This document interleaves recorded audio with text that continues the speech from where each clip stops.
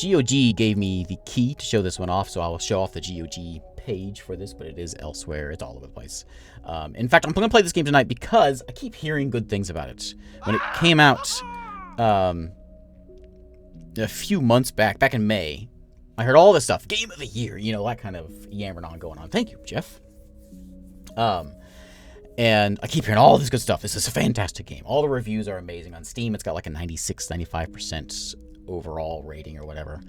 And so I've been meaning to check it out, but I've been kind of putting it off. Because typically my strategy for YouTube is if a lot of folks are playing the game, I play other things, right? I'm the niche guy. I'm the indie guy. I don't play the popular stuff.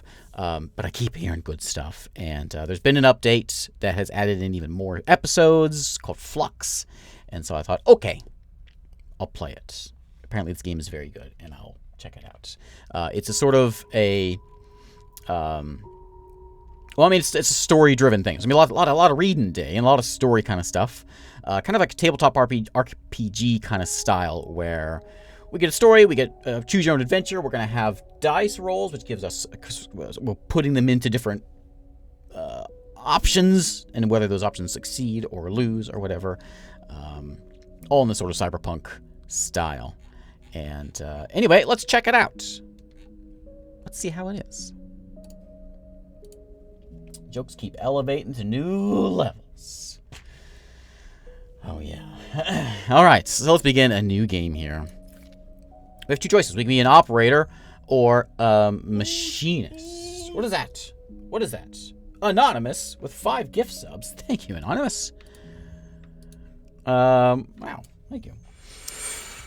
Okay, so we can be a machinist, who's the engineer guy. We can be a operator, works with drones and high-precision remote machines, operate complex tasks from a distance, which is good at interface. We've got the extractor, resource extraction, often in hard vacuum environments with endure. I want to try the machinist, I think. I didn't see this one before, actually. I only saw the other two. So, yeah, we'll be an engineer. Repairs and modifies automated systems used in industrial resource extraction. Sleepers assigned to machinists work are usually diligent, careful, and structured people. So, let's try it out. Now, the way this... We are basically a... how do you describe it? We are an AI, right? We're an AI of a person. You know, I don't want to ruin it. We're going to play the game. And we'll experience it together, because I don't really know much about this. I just know that everyone yammers on about how great it is. So, extractor, right. Thanks for all the subs and the bits, folks. I appreciate that. First thing you do, the first thing you become aware of on waking is the disconnect, the delay between thinking and feeling, between wanting to act and acting, minor, almost imperceptible, but always present. Where are you? It's at its worst when waking, when yourself has spent many dark hours recalling what it felt like to be real, to be a person, to be in a body that was indisputably yours. Forget that body. You resist nostalgia. It's pointless, especially now. This is the moment to reach out, not curl inwards. This is your moment of escape, even if it feels immediately like you were traded one prison for another. Smaller, colder, lifeless. Who's that? Masterly, thank you very much. Reach out. You almost laugh. Or you would if there was room, or even air, to do so. The walls of this container, are immediately present, cold hard at your back, face, cramping your limbs. You resist a desire to stretch, knowing that the claustrophobia comes next, and retreat a little from your central nervous system. It isn't painful, not like you used to know pain, at least. In emergency mode, pain is a message delivered with efficiency and ease, a reminder that harm is imminent. There is no insistent throb, no trembling nerves, just a warning delivered with the banal quality of a digital notification. Right now, there are thousands of them. What's the plan? Remember the plan. You mostly remember that it wasn't a good plan, but your options were limited. And once you got the itch to get out, by any means possible, it was either that plan or something much worse. It was at least simple. Collapse the shaft, drift away into the chaos, slip into cargo processing, seal yourselves into containers, and then just hop the freighter left before you were missed. Hope the freighter left before you were missed. Some were lost in the shaft, others never found the meeting point. Only a few made it to the containers. But the freighter, as far as you know, left. It feels like enough. Enough to know that you might no longer be on that grim and heartless rock. Even if, in the airless hold of a freighter, you might freeze solid long before reaching any destination. Let's wait for the cold. That's all there is now. It has been a long time since you left. Surely weeks, maybe months. You're dully aware of the damage to your legs, your right arm. You've been reserving energy as much as possible, but your body has still needed to shut down from many of its systems to protect you. You've spent much of that time asleep, knowing that anything else would be impossible to endure. You feel the weight of that impossibility begin to gather. It is time to sleep again, to nudge this false body into inducing delta waves in your emulated mind, and once again recoil into the dream of when you were once a person. Time passes. The cold creeps further in. You feel something. Warmth. Not true warmth, but the indication of its presence. Your joints release from the rigor. Sound too, everywhere, screeching and shimmering so loud that your body ducks your hearing to protect its sensors. Then light. White of the cold, softer and softer, until in a haze of dirty yellow, a figure appears. You are out. All right. So we used to be a person, but we're like a consciousness in an AI body, and that's how this whole thing starts out. That's really all I really know about the game. Dragos. It's been a few hours since Dragos pulled you from the container. You sit huddled in a corner of his scrapyard, swaddled in the reflective folds of a mylar blanket. You are slowly coming back to consciousness, back to life, and you stare at the ornately curving element of an improvised heater. Surrounded by an angular, incoherent lumps of ships. Some corroded beyond recognition, others still carrying glassy wounds along their edges where a plasma arc sliced them apart. As you trace their shapes with fogged eyes, you hear a voice. So, sleeper, you all thawed yet? I'll stay silent.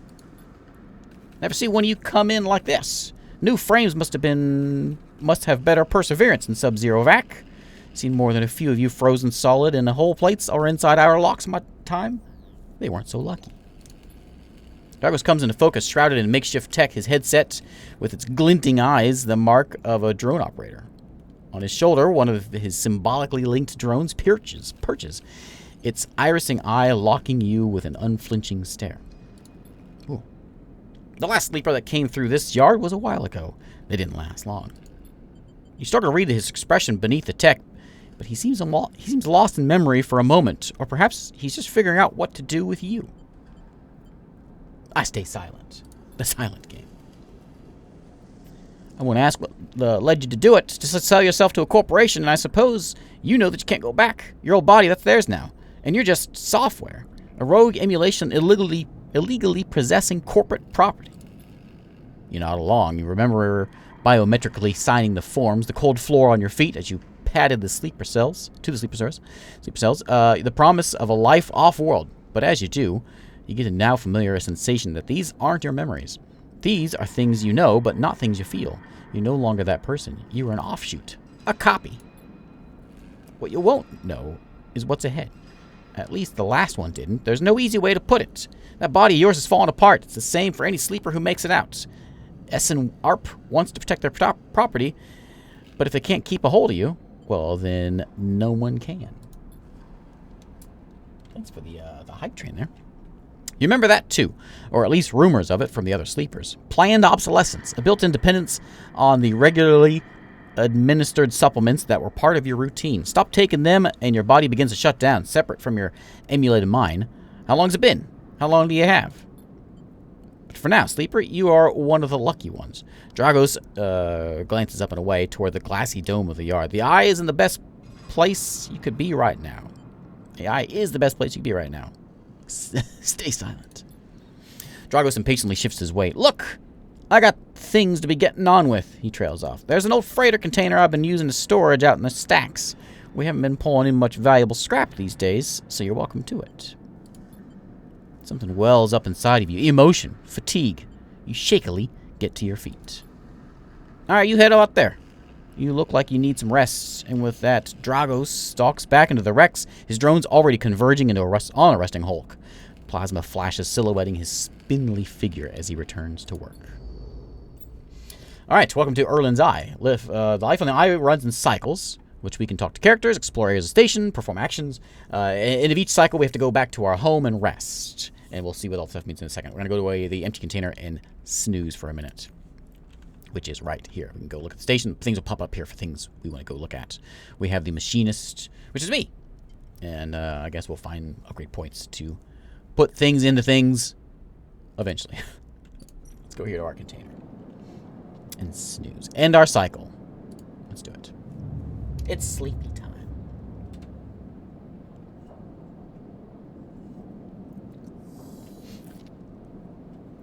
You wake up curled in the corner of the container and begin slowly assembling the world around you. After all this time, you still find this body, the one you wake in now, strange and disjointed. Its message is readable, but somehow wrong. You sit up, pulling the mylar blanket close against the cold. Here you are on this ruined station, millions of miles away from anyone you know. Are you still in the system? Did any of those others make it out? It's impossible to know after all this. What matters? Or building a life. Maybe you did get lucky, finding yourself here. Maybe here on the edge of everything, there's a life for you to build. But before you can build anything, you'll need to learn to survive. Maybe if you can do that, you can make a life for yourself. Dragos has left a few comforts in the container. A mylar blanket, a bedroll you slept on, a canister of water, a makeshift electric stove, and some faded sachets of some desiccated powder. You thumb the power stud of the stove and begin to boil the water. The contents of the sachets smell like damp wood, and you sprinkle them in liquid. As the pungent smell washes over you, images from your restless sleep come back to you.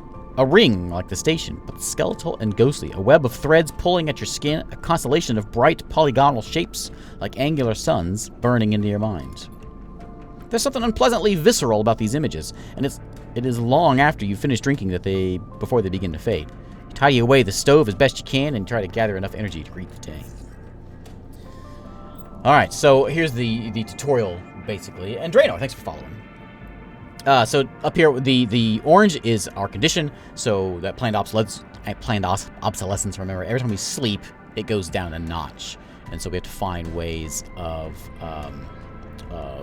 recovering that, so we don't die. Action dice are right in here. These are what we can use for whenever we have challenges. We put those dice where we want to put them. It's pips. That's a 6. That's a 5, 4. And we'll put them in the... We'll see in seconds. And then energy we have to eat to survive. So, refill your energy bar by eating. First, you have to find food somewhere to go get food somewhere. It goes down by 2 each time. Becomes empty, you'll be starving. When condition becomes... okay. Alright, let's leave. Dragos has stood in the corridor when you close up the container. He's still wearing his headset. In the harsh light of the corridor, you realize it is implanted. A drone sits on his shoulder, its cache of sensor eyes rapidly irising. How you feeling? Not good. The drone chirps. Dragos nods. You notice that beneath the operator's rig, his skin is marked by burns and blotches. I know the container isn't much, but it'll keep you safe. He pauses. So I'm not gonna chit-chat too long. You well enough to work? Yeah, sure. Alright. At the yard, it's simple stuff. We hack these old holes down and sell them off to the shipyards or the bright market dealers for cryo. Occasionally we pull out some tech, something with a bit more value, but most of it, what comes in is scrap.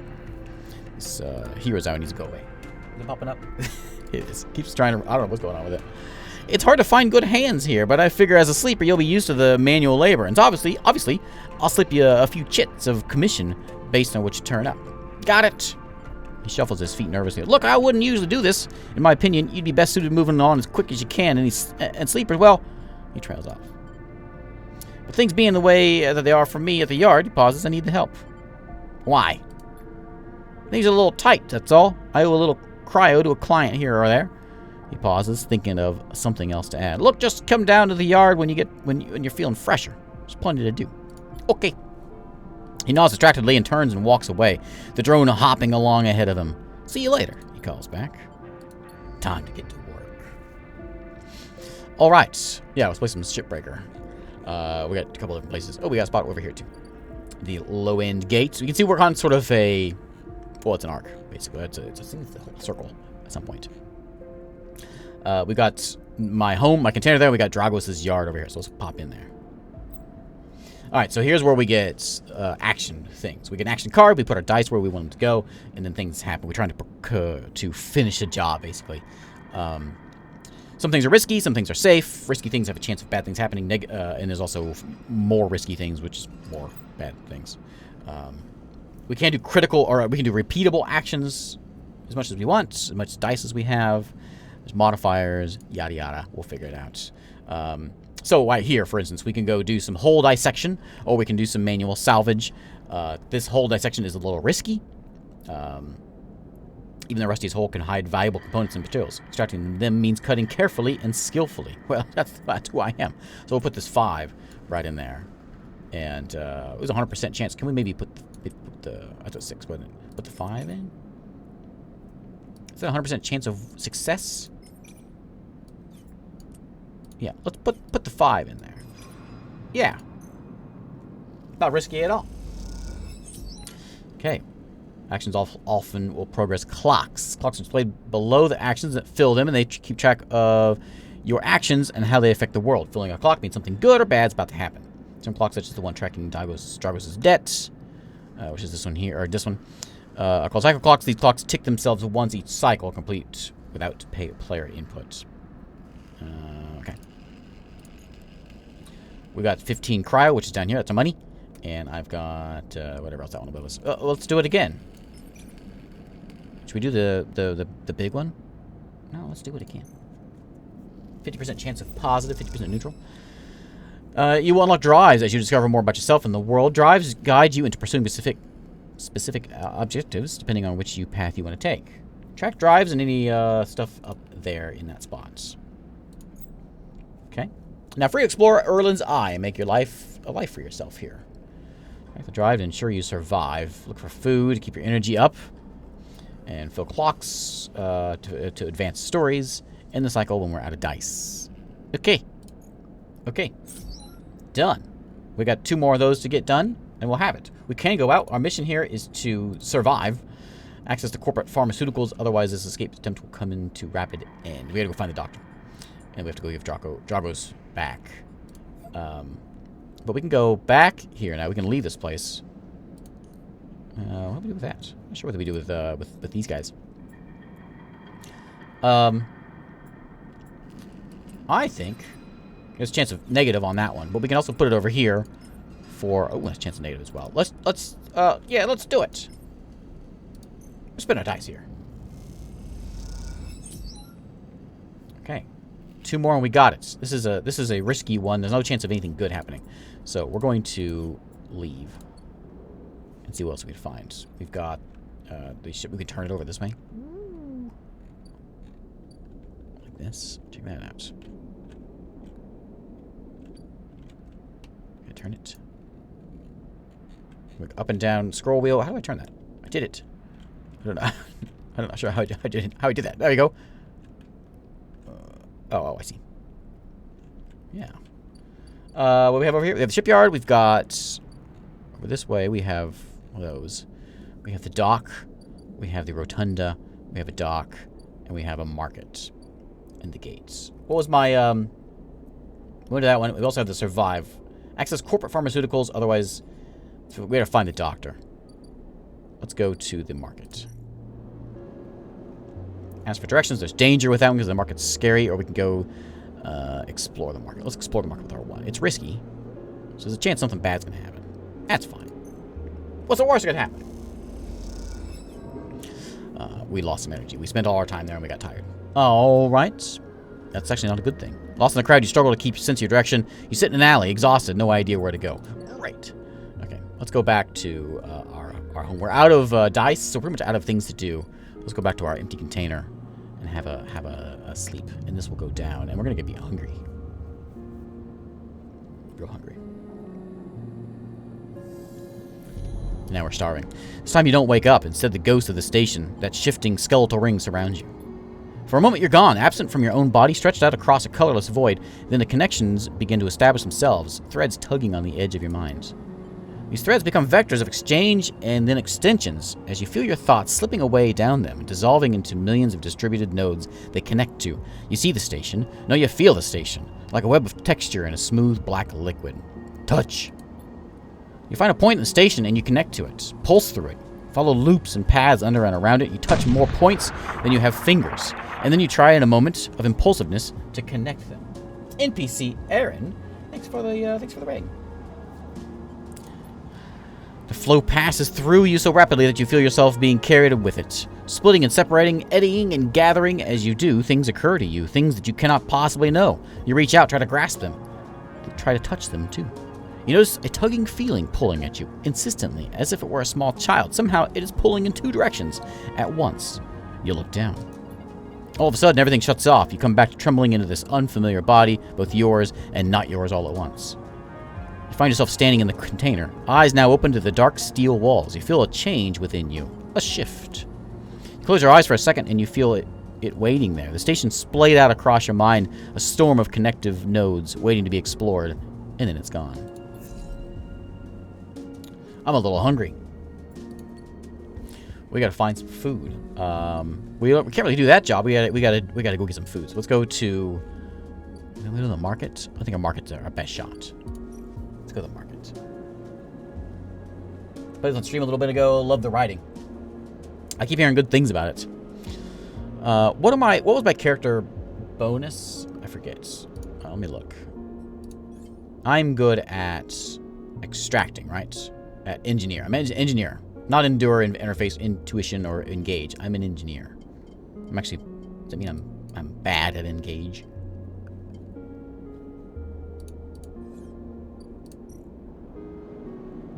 So that's why engage is -1 there. We're doing this again. We're not failing this time. There's a 50-50. Oh, it could be positive. Let's put the big dice in there. There we go. 100% chance. Explore this market. Okay, we found some local knowledge. Well, that's something, I guess. Let's go and do this and hope for a positive. It's going to finish this story, though, if we succeed. And this is no good, right? Well, I'm sure I'm getting hungry. Oh, we found the 3. Oh, I didn't realize that's what they did. Okay. Memphis is busy, his broad face uplit by the makeshift gas burner in front of him. With precise, delicate movements, he lays thick chunks of marinated fungus in a dented wok. His other hand idly tossing a metal bowl of sliced vegetables and some red-flecked dressing. Smell is incredible. You watch as he fulfills a set of orders, heaping the fungus with a bright salad and depositing it in plastic trays. A stack of chits rattles in his apron pocket as customers file past the burner, handing over payments. I will approach. Join the queue. It's mostly made up of off-duty salvagers, vac suits unzipped and rolled down to expose stained vests, grubby mods, a lattice of scars and tattoos to discuss the best food in the eye, the best drink, comparing notes on bright market dives, their words cut through with heavy spacer slang. Eventually, your turn. You shuffle to the front. Memphis speaks in a deep, even tone without looking up. First try is free. Yes, please. The smell is almost unbearably strong as he cooks. The earthiness of the fungus laced with something so spicy the smoke makes your eyes water. The heat from the burner is like a bonfire, and your skin hardens in its glare. Do I have skin? I know you sleepers, Memphis says while he cooks, his voice deep but clear. A hard life, a lot of stories. He glances up from beneath the cap with piercing eyes. I know. Oh, I'll tell him the story. You can tell him about your journey to the eye, and he nods as he cooks, his eyes never leaving his work. You tell him of the confusion, the pain, also the sense of possibility and its sudden arrival. All right, healer hour. How do I tell you to stop that? Dang GOG. Hang on one second. Me. Tell it. Stop that. Okay. Maybe that fixed it. You tell him of the cold and dark of the container and the endless cycle spent within it. Now it seems you tell him like some dream that you've once had but can never forget.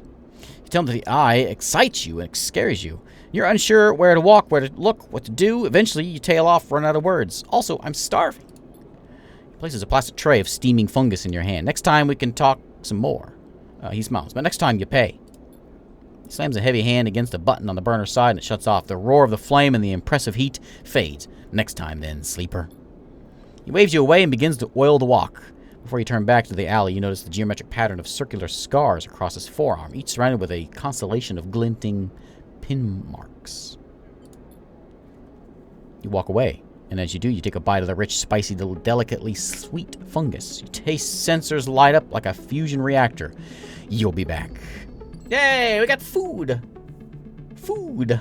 Okay. A new drive discovered, which is what? Get to know Emphas. He loves 2 things. Food and stories. Supply him with both. You can hear his story. Okay. Oh, the doctor. That's where we're trying to go. We're trying to go to the doctor. Sabine? Next.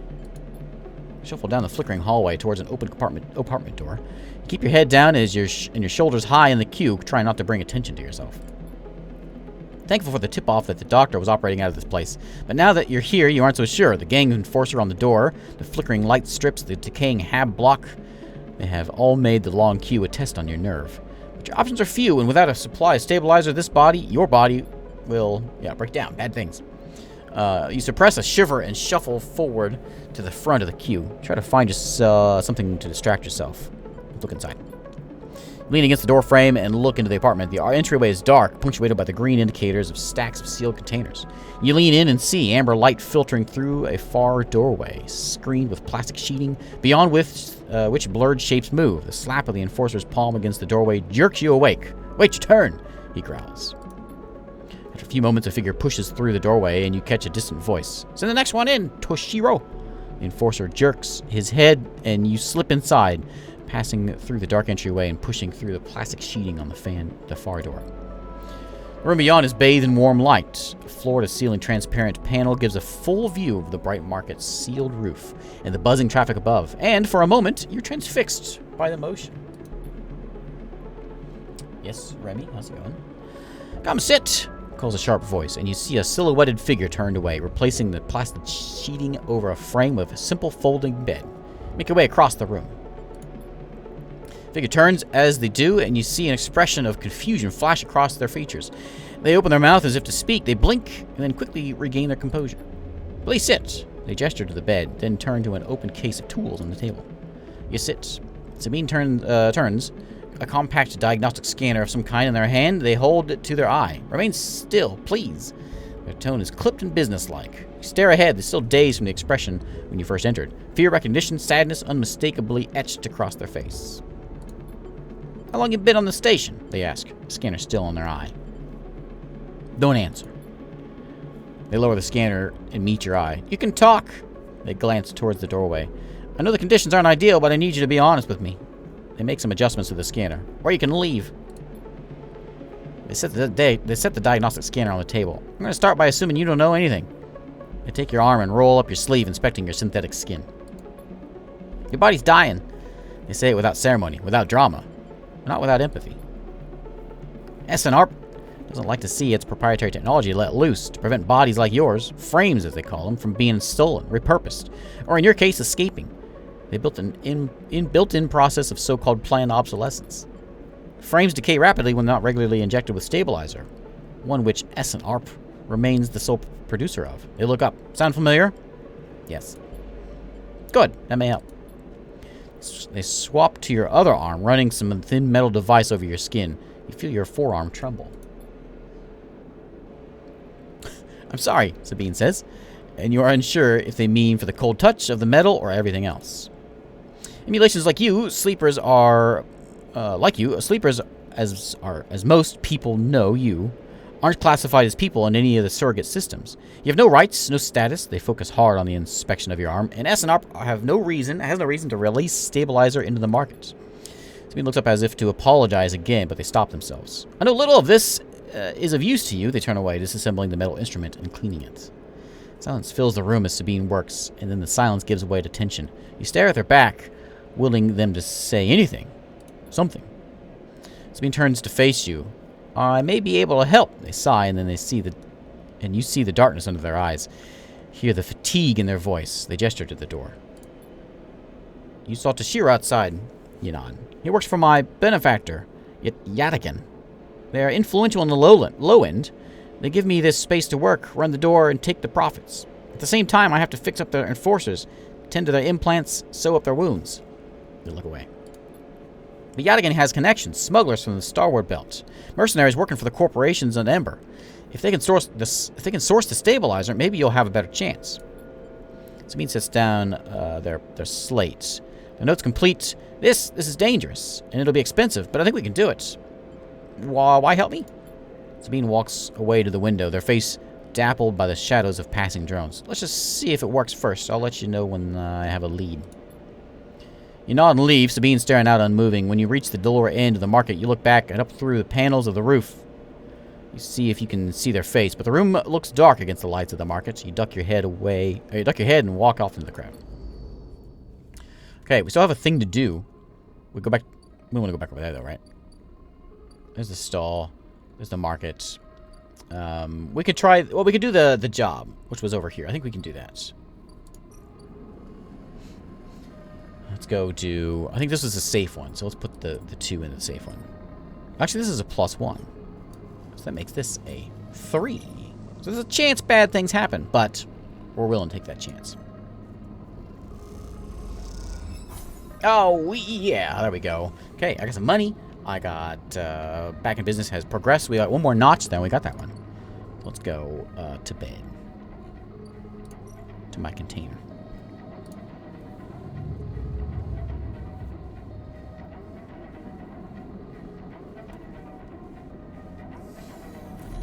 Yes, you have to have sleep. Sleep gives us ice back, but then we lose the hunger. We lose that as well. Against the skeletal ring of the station fills your mind. Again, it fills your mind. It sparkles with glittering lights, like stars reflected in a winter lake. It's clearer, crisper than before. The threads still pull, but you remain in place, flickering in the flow. Between the threads, you see bright shapes, caches of shimmering light beneath transparent crystal forms. You follow the path of thread across the ring through these forms, and then leap off into the void. You begin to understand that these nodes are connections, a map of information, of communication. There's so many layers, so many loops that it seemed almost impossible to parse. You begin to try. Focus on the nodes. Nodes are glassy, bright, but in all of this flow, they only solid and fixed points. You approach one, a pyramid, or a triangle, dimensions are difficult here, and lean close to it. Inside, shifting layers conceal a triangle of threads, a melting point of exchange. But before you can glimpse any further, the glass clouds and hardens, cutting you off. Threads and nodes, passages, and puzzle boxes. One leads to another. There's so much here, so many answers, so many questions. All you need to do is follow the paths and open the boxes. You look out across the ghost landscape and exchange and see an opportunity. But then that insistent tugging again, pulling at you. You look down again and see 2 lines, 2 threads pulling in different directions as if you were tied, or they were tied around you. But first thread leads out away from the station into the inky black. Someone out there is tracking you, hunting you, following the thread to you. They are in a ship with a cycle, and the ship is approaching ever closer with each cycle. The second thread leads in, pulling deep in the station. Your gaze follows it, and this time you see something, a sphere shimmering above a strange angular body. The pulse shoots out from it, passing over you like a torch beam, testing you, tasting you. You open your eyes. Time is short. I'm being hunted. Okay, something has changed inside of you. You can now access the data cloud of the eye, a network of decaying protocols and data caches. There you can use dice and items to extract or to access systems and extract data. These networks are old and strange. The eye button at the top of the screen. Okay, look at that. Oh, okay. All right. Well, let's finish this. We gotta get some food. But let's finish this job first. Not that one. We want this one. This is an easy job. We can probably do it with a 1. No, let's not do that. Let's not do that. We'll put the 5 in there. 100% chance. We are an engineer. Okay. Done. So that job is done. Let's go. Can we talk to Dragos now? Should we go chat with him? Let's chat with him. Arriving in the buzz of activity at the yard, red blinking lights flash across a vast dark shape. Suspended below the dome, they flicker across scorched hull plates and bent structures, spilling from holes in the twisted shape. The cutter is huge and has been torn apart in some violent encounter. She's a beauty, isn't she? Dragos stands to the side, focused on the hulking ship as it's lowered into the yard. What is it? That's my friend. A-grade scrap. I should thank you. This place was on its last legs when you turned up, and now look at this. The ship descended slowly, its interior visible through the multiple hull breaches. You struggle to gather the same enthusiasm as Dragos for this monstrous craft. You can't help but think of what became of its crew. We'll stay silent. Believe it or not, I managed to convince our salvager friends to give it to me on credit. He glances at you. The ship creaks like a like a calving iceberg as it reaches the base of the yard. Drago 6 is visibly excited. I know I said you shouldn't stick around, but I'm going to need some help with this one. The drones start to crawl all over the Hulk, their lights illuminating flashes of dented hull. Watching, you wonder if you arrived in a similar fashion, locked inside that container, the wreck of the S&ARP freighter lowered into the yard like a corpse ready to be butchered.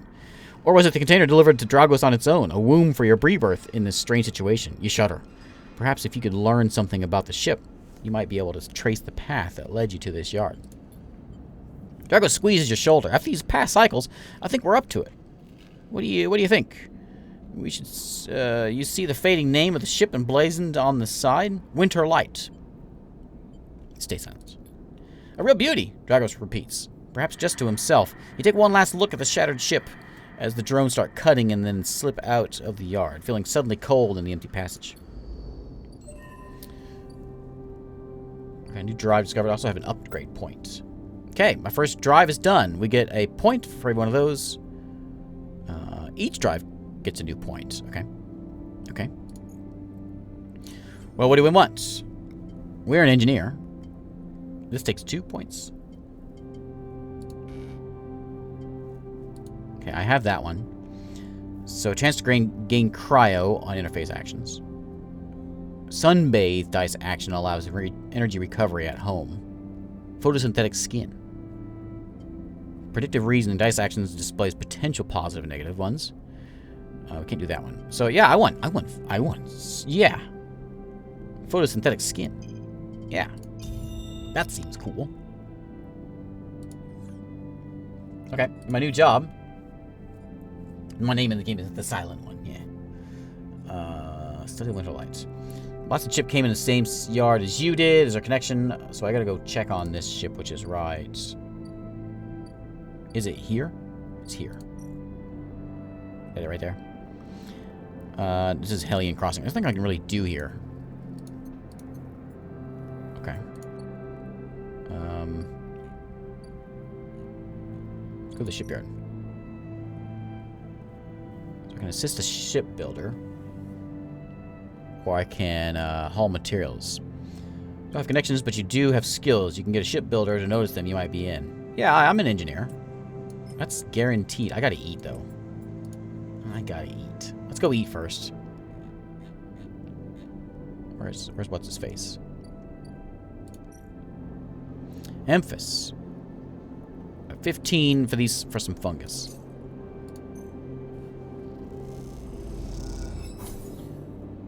Okay, there we go. We got a bunch of energy. Okay, cool. We want to go to the low-end gate for what's-her-face. For Sabine. Let's do this one. I'm guessing that won't do you any good. Yeah. Save that for, like, safe things.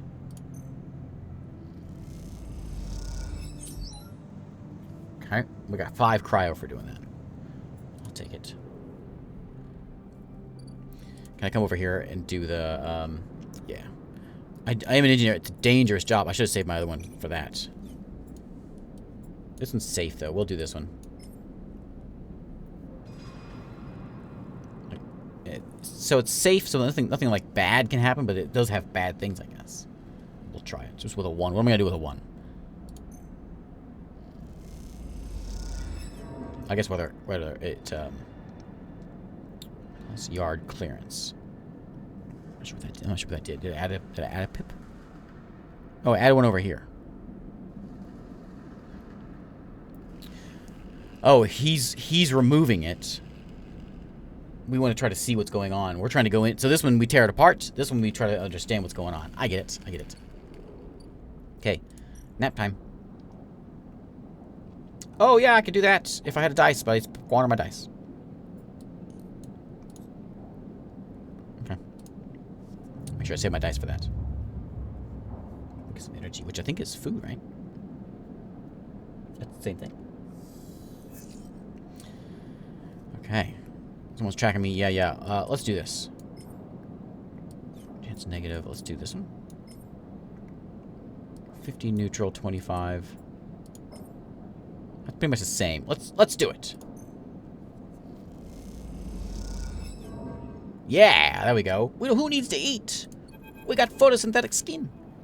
Close up. A voice echoes down the corridor towards you. Wait up, sis. Yeah? We'll turn. Fang is coming down the corridor towards you, a wonky grin on his broad face. Hey, glad I caught you. Do I know you? He grins. You do now. Puts a hand on your arm. I've seen you hanging around. Just want to chat? Staying in that thing? He nods back to the container, shaking his head. Rough. It can be hard to get a start on my eye. It's way down the passage. What was it old Erlen said? The eye opens for us all. Nice idea, but, well, not always very practical. Glances back at you. We do our best, but it isn't easy. Erlen? You pass together into the main walkway. No one's told you about Erlen? He's the founder of this place. That's why it bears his name. Haven Edge should organize some seminars, he laughs. Not really my department, though. I'm with systems. Systems? Everything an eye runs on. He runs a hand along the passage wall. This place is a ruin, but systems keep spinning somehow. At least we try to. Stops you in the quiet passage. Look, it's not what I'm here to discuss. I saw you around, and, well, I know a little about you sleepers. I have a little proposition for you. Glances around, but this is not the place for it. I have an office just across the way. Give me a cycle or two to prepare. Then, when you're settled, stop by. He lowers his voice and gives you a dark look. In truth, I need you. If what they say is true about you sleepers, well, there's work to be done. Pat you on the back, his voice bright and his dark look suddenly gone. Stay clean, sleeper. He walks off down the passage, raising a hand in farewell. Okay. Let's work on this ship.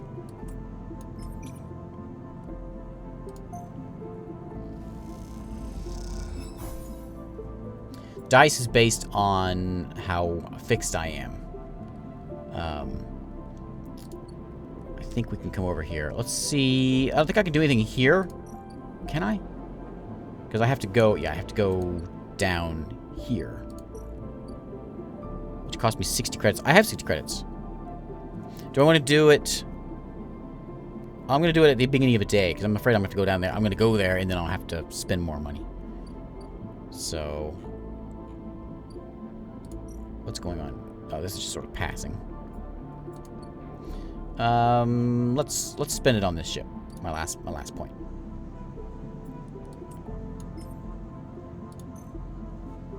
It's guaranteed to give us a couple points. Okay, there we go. All right, now we can nap. So tomorrow, hopefully we get some good dice. We may only get 2 dice. That's not good. Yeah. Ooh, they're both good dice, though. We can't do that. All right. Let's go get ourselves fixed. How come it's different? First thing you see on the entering is the glint of Toshiro's implants, like a cat's eyes. In the dark of the corridor, he nods you as you arrive at Sabine's door. Entryway is still dark, and you push through the sheeting into surgery. I think she needed to go do something before I could go downstairs, didn't she? I have it. Sabine stands with a case open in front of them. A set of vials lined up inside, separated by foam inserts. They pick one up, rotating in the warm light. I have no idea how Yodican. They trail off. We should treat this with caution. It looks authentic, but I have no idea if it really is what it appears to be. Why, the test case? It seems to be the case. Unfortunately, I'm not sure if we have another choice. A gesture for you to sit on the bed. Heroes Hour. Curse you, Heroes Hour. Stabilizer works under a similar principle to an immunosuppressant in a transplant operation, in that it stops your body from rejecting the unfamiliar part of itself. In the case of your frame, an unfamiliar part in each of your biosynthetic organ groups, which over time are identified by your body as foreign material, are there and therefore must be eliminated. Sabine holds up a vial of would-be stabilizer. However, unlike an immunosuppressant, stabilizer doesn't do this by limiting your entire immune system. Instead, it re-encodes your biosynthetic organs with new protein chains which act as passcodes within your immune system. Stabilizer refreshes those passcodes, keeping your frame from rejecting all of its own organs. Which means the stabilizer should be able to encode any organic or biosynthetic matter to be accepting by your immune system. They glance away, as if if the stabilizer is genuine, the only way to know for sure is to inject the vial. They begin readying the syringe. I'll start with a small dose to limit the risk. Let's do it. Sabine cracks a glass neck of the stabilizer vial and uses a syringe to extract a fraction of the liquid. They tap the syringe, and you watch as if any sign might emerge from the clear liquid. You barely feel the needle, your frame registering the initial injection, but with little response. A sensation begins to spread from the site, a fizzing, trembling wave that disperses through your arm with incredible speed. Your vision goes white, and when it returns, Sabine appears encased in shards of sparkling light that slowly fade into darkness as you settle back against the bed. You swim in darkness, muffled noises like an argument heard from underwater, prickling waves of cold. When you sit back up, Sabine is sitting in a chair by the window, facing away from you, backlit by the glow of their slate. Awake? What happened? Stabilizer is genuine. They sit down beside the bed. I don't know how Yadigan has acquired a case of this stuff, but they did. Sabine looks troubled, distracted. You should rest some more, but you're going to have to do that somewhere else. They gesture to the door. I have other patients. Sorry.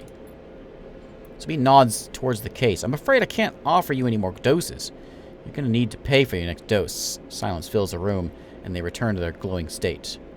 Looking around the room, it seems somehow different, as if things have moved or shifted. You wonder how long you've been out. What's going on here, Sabine? Nothing comes free, sleeper. Remember that. You manage to get to your feet and wander out into the hallway. The queue stretches down the flickering corridor. Toshiro stands impatiently by the door and fixes you with a glare as you leave. You lower your eyes as you stumble past, somehow faintly aware of the station spinning beneath you. Ooh, I'm fully... Oh, yeah. All right. Let's go have a bite. Order that fungus. Okay. Now we got good perks here. We should use them on something good. So $100 for that stuff now. That's what she's charging. I go to the market and look around. Scrap freighters. I can buy some scrap. I can help unload containers. Let's buy some scrap.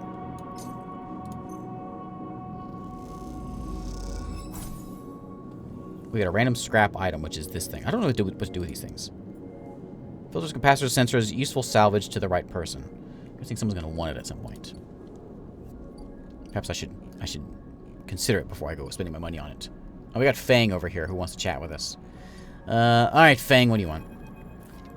Sleeper. Fang catches your attention as you approach the Havenage building, leaning against a bay door to the side of the entrance.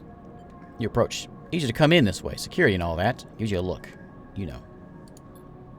Slams a button, and the bay creaks open, blinking lights in the dark beyond it. You follow Fang inside. Truth be told, I don't spend much time upstairs. This is where I work. The door hisses as it closes behind you. The bay is filled with pieces of hardware, all rigged up to generators and diagnostic slates and things you don't recognize that glow with blue screen lights. There's a chorus of hums that blends into the single wave of static, filling the dark corners of the room. Fang leans on his server stack and gestures around you. You like it? What is it? Taps a nearby server stack, which bleeps in response. This is my treasure trove, all dredged up from the sea of systems we call the Eye. You wouldn't believe what this place runs on. Steps over to a towering block speckled with vents. Some of these systems are from the original station, AE1, and the one Solheim built. We've had to invent new components, repair things we never built, reverse engineer entire subsystems into existence. How do you say that? What is there's a word for that. I don't know what it is, though. Residents here look up at the Eye and think that they are seeing a concrete reality. This place is a system of constant flux, decaying and growing, collapsing into new configurations. Walks down between the hardware stacks as you follow. We're keeping this place alive, but also remaking it into something new. Dragging it away from those corporate origins. He stops. At least that's what I'm trying to do. Turns back to face you among the flickering machines humming all around you. I know you can see this too, Sleeper, all these systems and sections. You can, can't you? No. I don't believe you. How do you think I found you? You're like a beacon, lighting up the systems that surround you, accessing them without even knowing. You glance at the lights around you as you do, they seem to flicker, to realign, to follow your gaze. Fang notices it too. I'm guessing being a beacon isn't always ideal when you're on the run, though. They're tracking me. Pat you on the shoulder. Maybe I can help with that. A lot of old growth in this place. Subsystems I can't see. Access protocols lost to time and decay. Secrets. A lot of secrets. With your help, I can unlock this place. Break off those last ghost limbs of corporate control. Lowers his voice below the hum. Even in the Havenage, there's old growth. Even whose roots trace back to the old bad old days. You help me dredge up the past, and I'll see what I can do about that tracker of yours. What do you say? Yeah, I'm in on it. Then pumps his fist and claps you on the shoulder. He meets your eye. You won't regret it, sleeper. Then passes you a ragged-looking metal tab. A gift, he smiles. It's a Solheim cipher. I dug it up from the depths of the station. Slot that in the old network gate, and you'll be able to put out all kinds of secrets from those nodes inside. Pull out all kinds of secrets from the nodes inside. Walks you back to the front of the bay. Start by bringing me whatever you can turn up. Use that emulated mind of yours and see what's out there. Let's get a picture of how things are. Those above, he nods to the ceiling, have granted me acquisitions budget. I can pay you whatever useful data you bring in. I know you need it. He slams the door button again. Keep it quiet and keep it clean, sleeper, and I'll see you soon. You step, blinking, back into the passage, those flickering lights still in the back of your mind. A new drive. Yeah, I'm going to go buy my salvage.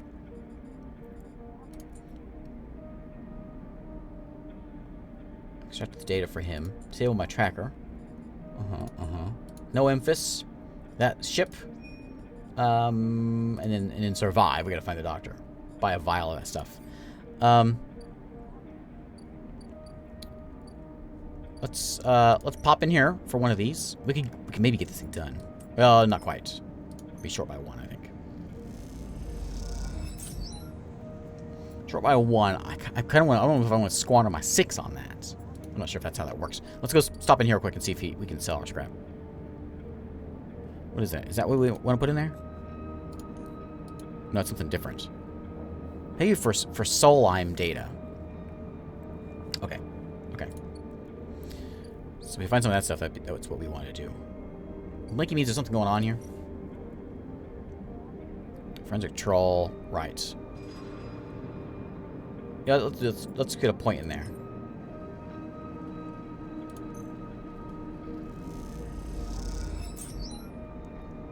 Okay.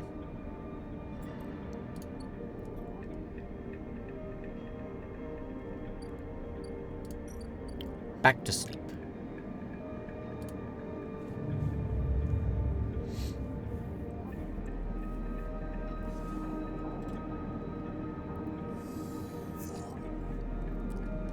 Get all them dice. All right. If we can do this, that's not gonna work. But if we can, like, there's a chance this 3 will get us what we want. Save us some money. I got it. All right. Let's finish this one off. I'll spend it.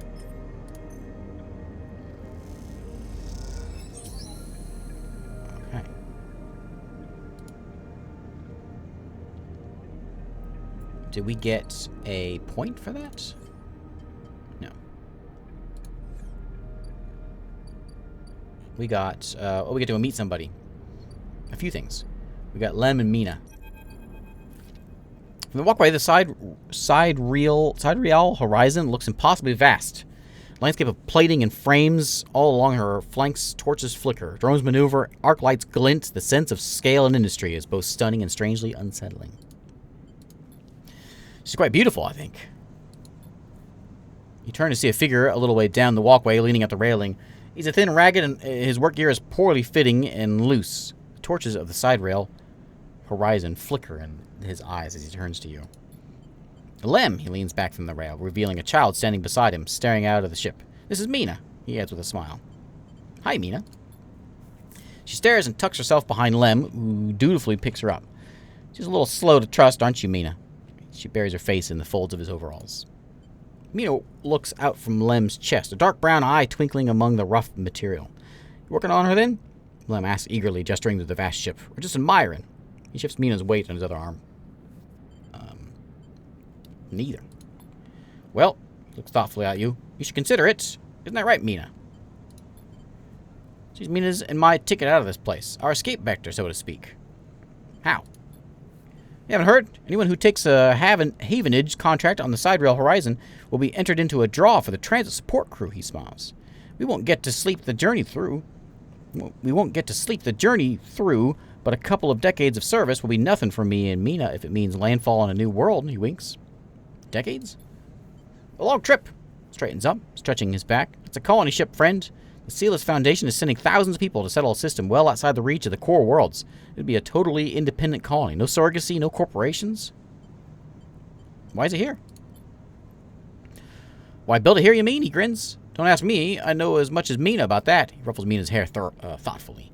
I suppose many corporations weren't too happy about breaking in with the idea of surrogacy, setting up somewhere without it feeding back to the core. Maybe Celis got locked out of the corporate shipyards and had to go begging somewhere to set up, homeless, just like Mina and me. Mina responds by pushing his hand away. Daddy, she whispers. Food.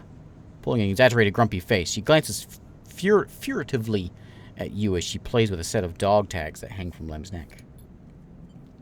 Just chatting a little, meanie. Give Daddy a sec. He turns back to you and suddenly notices how tired he looks. I'm not on the Havenage crew yet, but I'll work my way in. You can do it too, friend. We have to stick together. He smiles a little shakily, and you wonder how long he's been working to break in the official shipyard crew. Maybe. Looks at the Sidereal Horizon as if trying to pull energy from those flickering torches from the vast hole. We gotta hold out, okay? You aren't quite sure if he's talking to you? That's how it works. While he stares out, Mina catches your eye curiously. Stay silent. You hold her gaze, and a smile creeps across her face, her features lighting up like a city coming awake at night. And suddenly, she tucks back into Lem's chest. Lem smiles and lifts Mina. That's it. Well, hold on. He smiles sheepishly at you. You're just a couple of softies, and doesn't right, Mina. He sets her down, sitting by his side. She clings to his leg. Gotta go feed this one. He pats her back. Maybe see you on the shift, huh? He turns, and they walk down the walkway away from the shipyard. You see them talking, and then a moment later, Mina turns around and stops. See you, robot! Her shout echoes down the walkway as she flashes you a parting smile before running to catch up with Lem. You watch them a little before you turn back to an impossible scale of the Sidereal Horizon, a ticket out. Yeah, big ship. Big ship.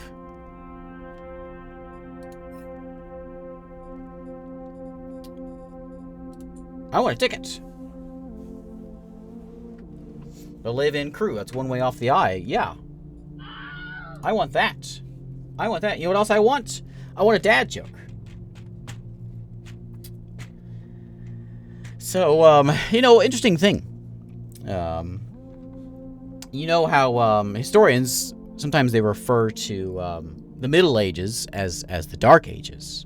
And it's interesting. Why not just call it the Middle Ages? Why refer to it as the Dark Ages sometimes?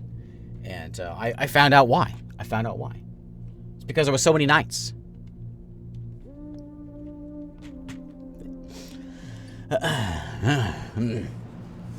All right. Engineering, structural fitting. That's me. A welder's mate. Yeah. Let's go fix this thing. We don't want to fail anything. We're doing it. I want office. Yeah. Whoops. Not that way. I want to go fix this thing. Do it. Okay, we're gonna try our hand at the possibly bad one.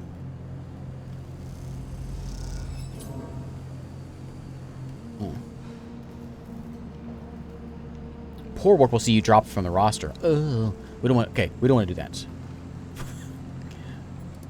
We'll do good work. All right. Is this the offices? Let's go see over here.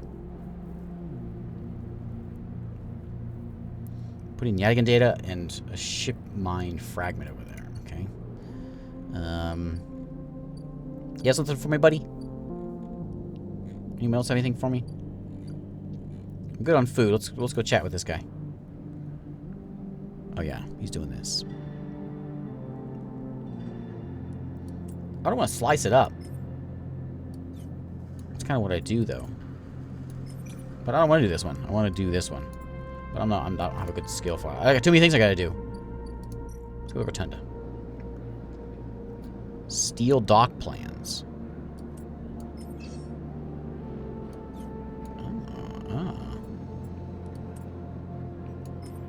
Risky. I'm just not. I got a bad dice here. You know, well, I say we could go get some energy. I don't need energy.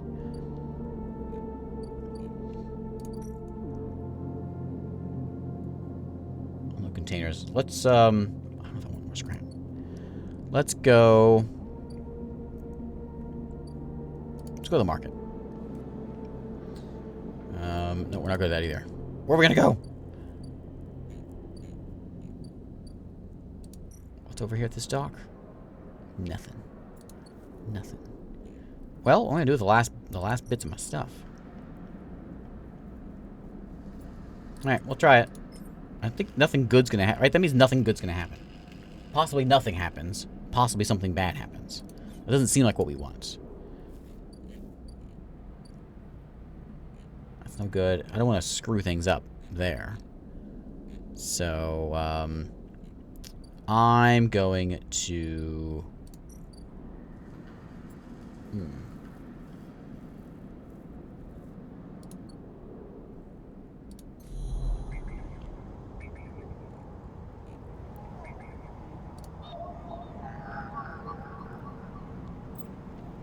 Integration is allowed to extract data from the networks of the eye. Oh, okay. So we put like a dot, which is always what we need. You have a +1 or +2 modifier in your face, you give more possible. Okay. So yeah, pop that in there. Bypass. Extract data. Hot dog. We got some encrypted key. Stream of passcodes unable to unlock the station's aging maglocks. Alright. Now I can go to sleep.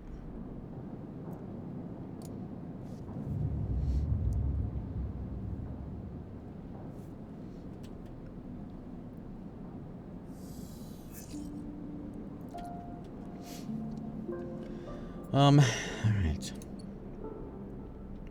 We should probably do that first.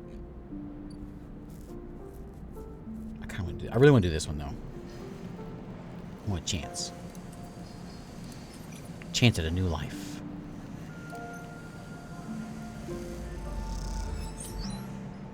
There we go. We could do this one today. Let's do it. Let's get it done.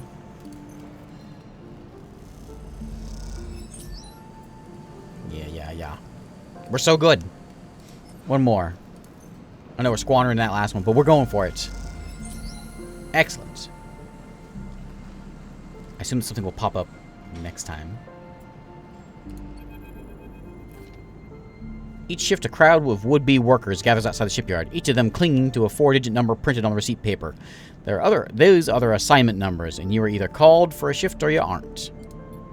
As you arrive, the crowd is restless and chatter rumbles through the lines. For those who, like you, have graduated to the work team, shifts are guaranteed. Having just walked out of the meeting with the supervisor, where you were praised for your efforts, you feel the glow of a job well done. Yet you can't help but feel empathy for those huddled as you pass. Waiting for the number to come up, you keep your head down as you leave the shipyard, feeling a little guilty as you do. Hey, sleeper, wait up! Lem's voice trembles as he shouts above the rumble of the crowd, and you turn to see him pushing through, Mina crying in his arms. Oh, he didn't get his ticket!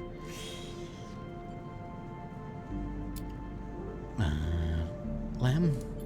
Good to see you, friend. He's breathing hard after shouldering through the waiting workers. You made the work team. Good for you. He tries to catch his breath, stroking Mina's hair as he does.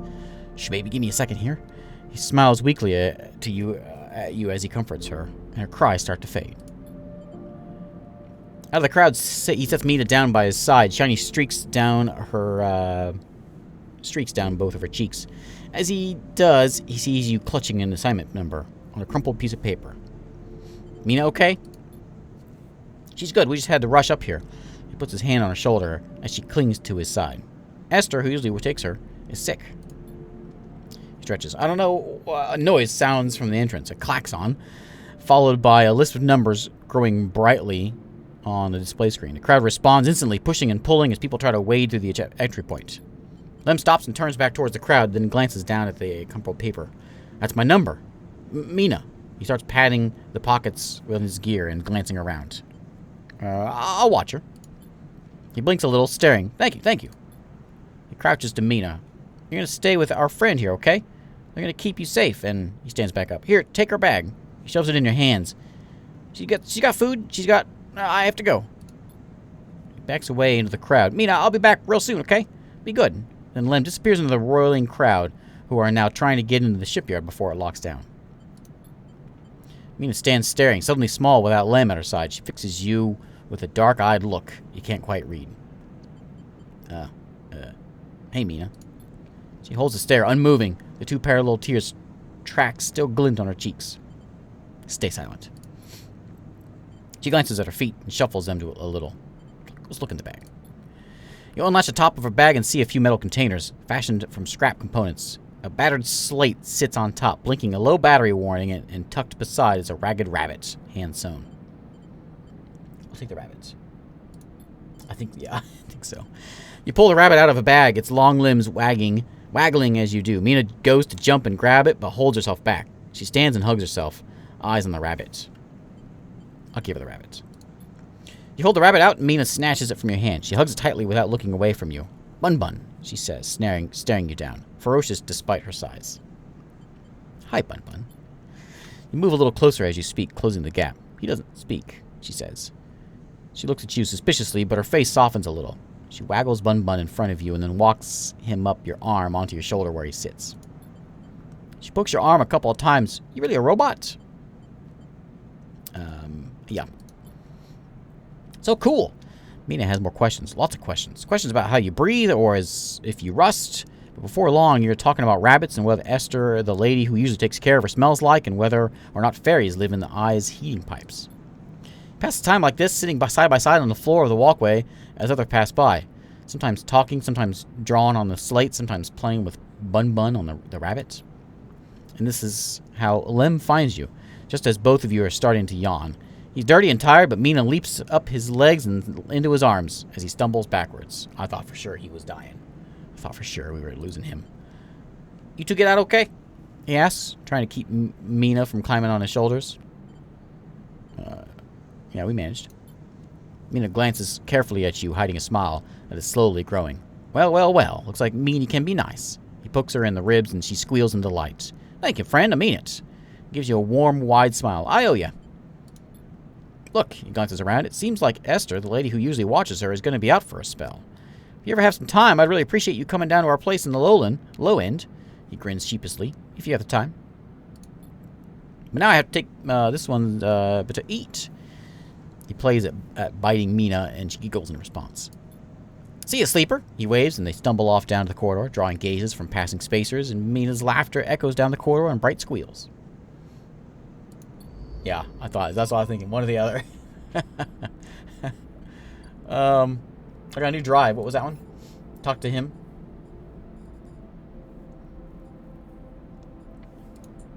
I'll work on that one. What was it? Help Lem work. Okay. Watch Mina while he works. Okay. I got a couple. I guess I still need I do have $100. I can do this thing. Do I want to? I'm fully stable. I'll do it. All my money. Okay. I now have a stabilizer. Okay. As you quickly leave the surgery, eager to be away from Tashiro's glare, you notice something wrapped around the stabilizer valve, clutched tightly in your hand. You open your hand, and a thin film marked with holes and sigils unrolls from around the vial. At one end, it has a hard metal strip, a handle. Inspect it. You hold the cloudy film up to the light. It's perforated with an ornate pattern of holes, and you make out a word among the markings. Pass key. Is this an entry key for somewhere? Let's look at the handle. The metal handle is worn and pitted, but you can see a set of numbers imprinted on it. 207F. Then, crudely scratched into the handle, some later date low end. For a moment, you consider going back to the surgery to return the key, and then quickly think better of it. Does Sabine want you to have this, or is Tashiro passing on a message? Time to head to the low end to find out.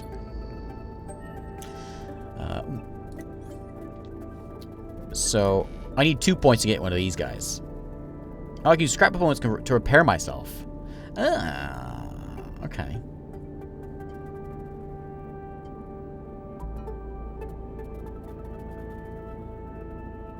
I think the 2-1, that sounds like a thing I want.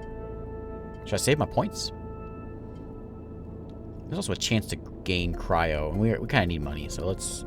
Using the interface action. So when I do interface, I get a chance to get money. Oh, I can make my photosynthetic skin a +1. Also.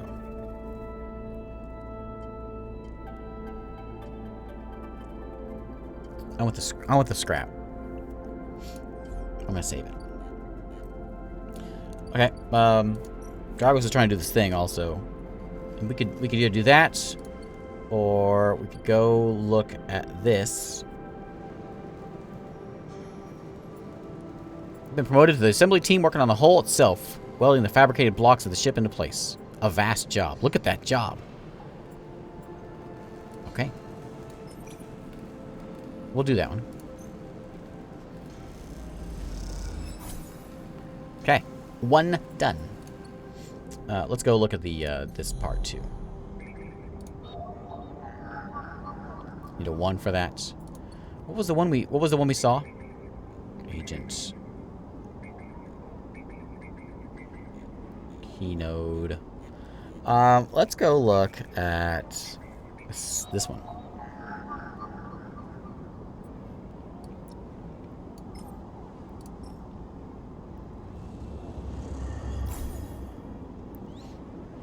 Okay, gate S7 access.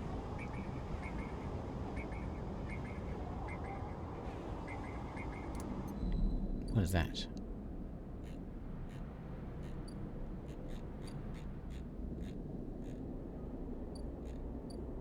Is that in here? Is that it just unlocked all these guys maybe? Yeah. Okay, that's what he wants. He wants that soul line stuff. Whoops, I need 2. Is there a way of knowing which one it is? Or is it 2? We'll do that one.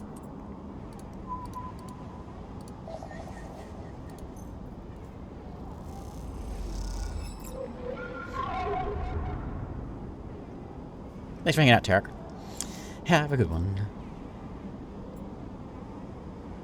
Okay, we got one more of these. We still have that key, which we need we need to go downstairs, I think, for that. Drift back from the node, something latches onto you, a thread strung tight around you. It tethers you into place. A taste. The voice makes you shiver. A source somehow both distant and close behind your ear. See a distant glint of light shut off, and then suddenly a shape is at your side. Stalks around you, circling like a shark, like a wolf. Entity unknown. Astringent processing. Stay still. Please hold. The thread around you thickens until it is a ring, a cylinder, a tunnel of light circling around you. It is blinding for a moment, and then it is gone. As it fades, you see a figure, a creature in front of you. A strange head flickers between different angles, reading you. What'd you do? Shape paces around you on lithe legs. Though there is no ground here or to pace on, entity, identify, origin, serial, cadence. The figure faces you expectantly. Stay silent. Refusal. Figure's strange head rotates. Brackish signature of and not of attempting to interface. As the figure speaks, more threads begin spiraling from its head, thick, snaking vine-like ribbons that flex and wave. They approach with intent. Stop! Figure halts threads, its head twitching. Entity. Your identity is unknown. We only seek to correct illegalities. Can you confirm your legal right to sentence? I'm a person. Incorrect, you are an entity. All at once, Hunter's head is directly in front of yours, blocking your vision. You stink of their taste, the one from the sealed dock. Hunter shimmers with fury. I will find access. I will interface. I don't understand. An entity hides in the rotunda. You are its puppet. Hunter extends a razor-edged thread. I will not be diverted from my task. It glows with murderous intent. Strike it. You lash out with I lash out with all your force. Not a physical strike, but a spike of interference leaping out like the tip of a spear. Hunter stumbles, shifts, separates. Wake up! You open your eyes, blinking back into the station light, shaking with fear.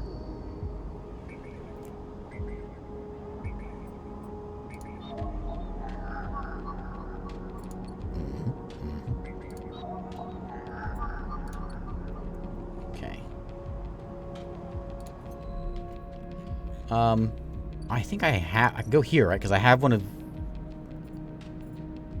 No. Okay, never mind. Doesn't he want... No, he wants Yadigan and Shipmind. Didn't What's-His-Face want that, though? I guess not. This guy. Yeah. Okay.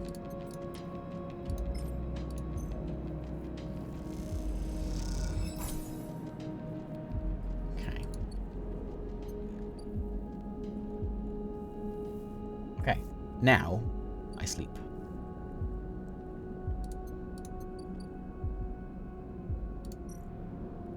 I should buy some food.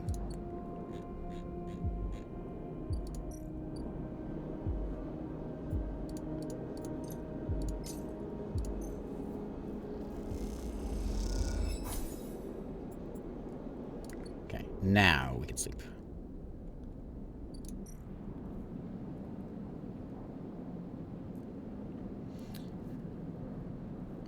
We'll do that. I don't know how long. It healed me like a long way, so we'll wait until we get down to here and then we'll do it. Next time.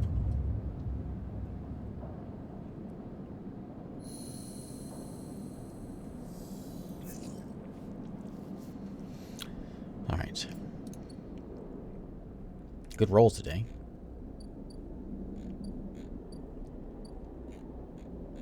Let's go to the low end. How much was it? Ah, 60. I don't have 60 bucks. We get it by doing this job, I think.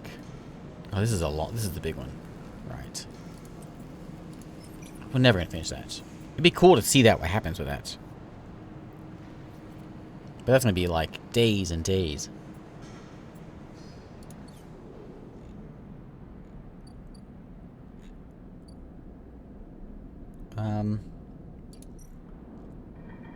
Should get this one before he breaks it down.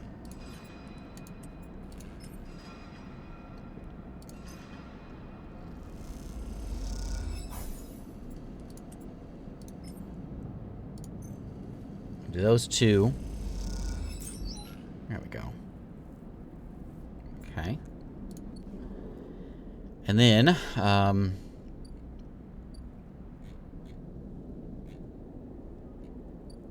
that was where we can go and buy. Oh, yeah. Nothing there. Ship right there, though. Oh.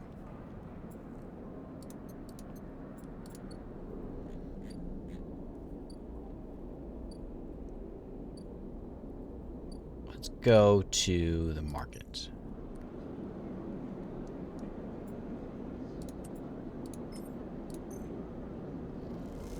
Almost there. Okay, we got some more local knowledge. Which gives us a new drive of what?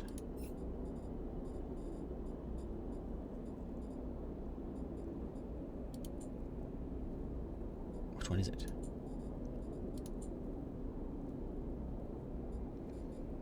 Heard of a fabricator owned by the Ort Exchange. With that, you get food fragments, you could build a ship mined core.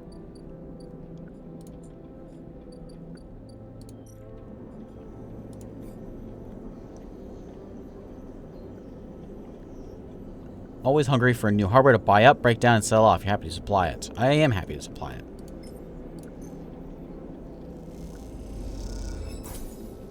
Okay.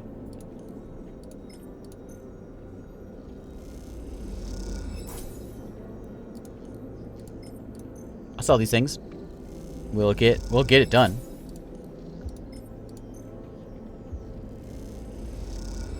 Can I put more in there? There's the money we were wanting.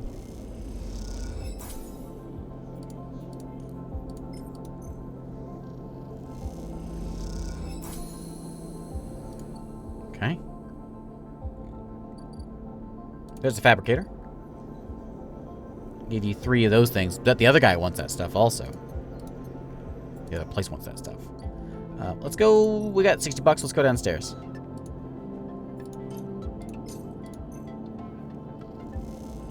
So I got 2 dice. Okay, unlocked. Oh, is it a one-time thing? There's low end. We also have There. Oh, we have their units there. And then what's this? The Free Spoke. And Founder's Gap. Sure. Passage for that one.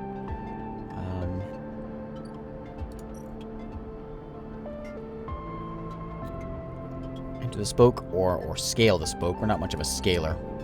We're gonna do a lot of engaging. We'll go say hello to Lemina. Oh, we can babysit. That's expensive. Unless Lem gets time in the shipyard, he won't qualify for the side rail crew lottery. Watching Mina gives him that chance. So I gotta do that, but I'm bad at that. I'm bad at watching kids. Play Tavla. Or block maintenance. Maintained by the residents, the ramshackle blocks are always in need of repairs. Good way to make friends. Yeah, I'll make some friends. No, I won't. Let's unlock that apartment. Yeah. Okay. As you push the door open, the automatic lights flicker on inside the apartment. They reveal yellowing plastic panels, the curved shape of the wall-mounted utility units, the detritus of a routine life arranged on every surface.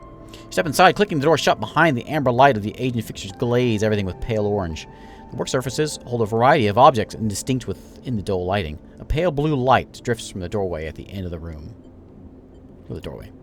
Across the cramped utility room with its auto-wash dispensers, water closet towards the doorway. Through the doorway is a dark, warm room lit only by a faint glow of a terminal screen. Look at the room first. A bunk is tucked into the wall, blankets ruffled, wall desk glitters with rows of vials and containers. Briefcase lab sits open, loaded with rows of reagents and compounds you do not recognize. In comparison, the room is clean, ordered, and controlled. As you approach the terminal, there's a crackle from somewhere in the dark. Sleeper? Sabine's voice shakily echoes through the apartment. Welcome to my home. I'm sorry I can't be there. I have had to make alternate arrangements. You hear the rattling noises. Static. I was able to record this message, but I don't dare to show my face. Something is happening within Yadigan. I no longer trust them. Their voice becomes distant, slipping behind the background noise. I have something to ask of you. I want you to get me out. Yadigan were supposed to hide me, to protect me. After everything happened, I was desperate. And then after that, I was too tired to care. A noise like waves passes over the recording. But I'm done with them now. I want out. Screw the debt. But I need insurance, something I can hold against them. I have my suspicions, but I can't be sure. I need information. And as you know, you need me. Pause. Something clicking in the dark. This isn't a threat. You have to understand my position here. Another pause. I know sleepers. I have been here before. I can help you. But not with Yadigan's noose around my neck. Get me data. Get me information. Get me something that I can use against Yadigan. Then I can get out, and you can get what you need. Please. Waves of static cut into Sabine's voice. Bring it here to my terminal. I'll get it when I can. Get to it when I can. You look around a tiny room and try to imagine Sabine living here, working at the desk or sleeping in the bunk, blinking into the terminal in the dark. The recording cuts to static, filling the room with this white hiss, then silence. Back to the terminal. Sit in front of the humming terminal, and if you hit a few keys, Sabine has left an access port open, but the rest is unencrypted. Locked away behind passcodes. It seems Sabine might not trust you as much as they want you to think. Who does Sabine need to hide from, and what debt do they owe to Yadigan?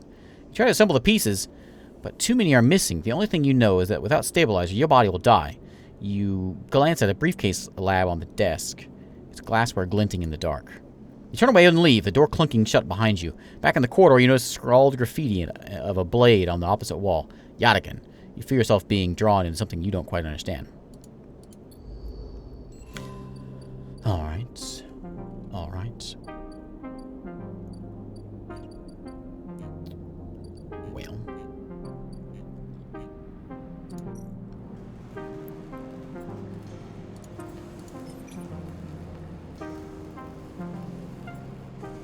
Yeah, whatever. Hey, that was a good one.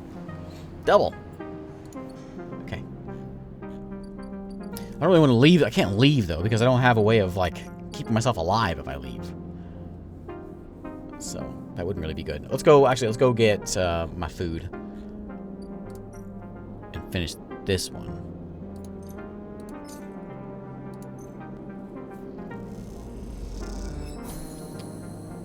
mouth stings as your sensorium sends warning signals over and over. This is the good stuff.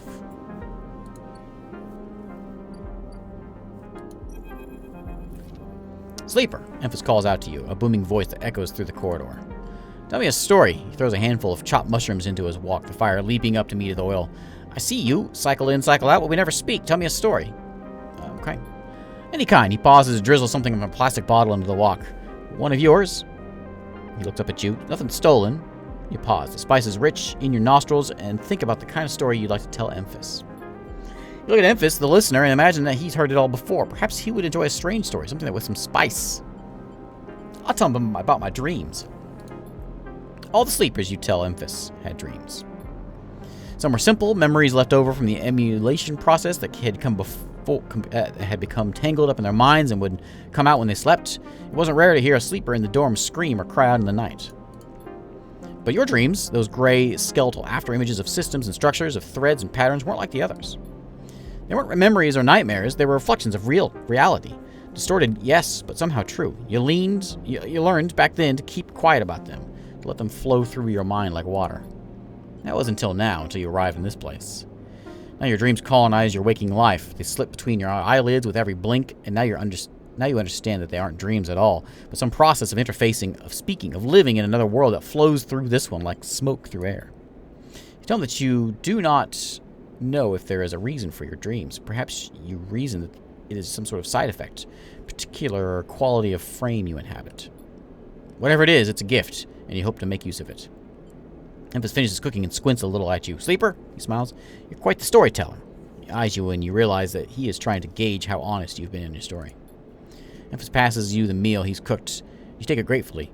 As you eat, he talks natural exchange. I don't need to eat again. Thank you, Sleeper. He looks around the empty markets. But my time is done for today, and I do not want to keep you longer. Make a proposal. Gestures to the plastic boxes of ingredients stacked behind his stall. These are good enough for most, but someone told me a story that made me think a couple cycles ago. It said that across the gap in the Greenway, fresh mushrooms grow. Have you heard this? Nope. Neither had I, but I trust the one who told me. Emphas begins packing up his things. Can you bring me some? Bring me some. I cannot cross the gap, and I worry about leaving things behind. He smiles. I'm sure a storyteller like you can handle this trip. Hey, Tenderfoot, thanks for following. I'll prepare them for you, and if you wish to tell it, be the audience for another story. All right. Good, booms Emphas. Then I will wait for you to bring them. Emphas slides his walk away and straightens up. I'll prepare a recipe then, Sleeper. Good luck with your foraging. Turn away and walk back to the main market. Rich taste of Emphas food still lingering in your mouth. Stories for food, you think? A trade that seems more than fair. So, well, it's like $150 for that. I got 2 days until whatever it is finds me.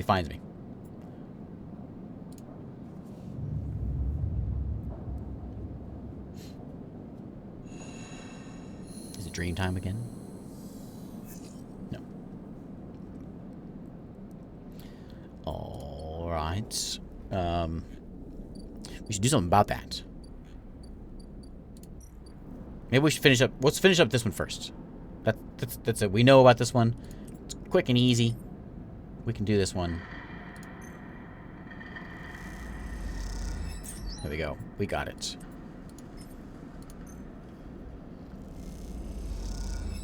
Okay. Done. Squeeze into the office at the entrance to the yard. You lay out everything that you have on the winter light across the metal desk. Your makeshift forensic notes glow on Dragos' old writing slates and overlapping lines and scrawled annotations.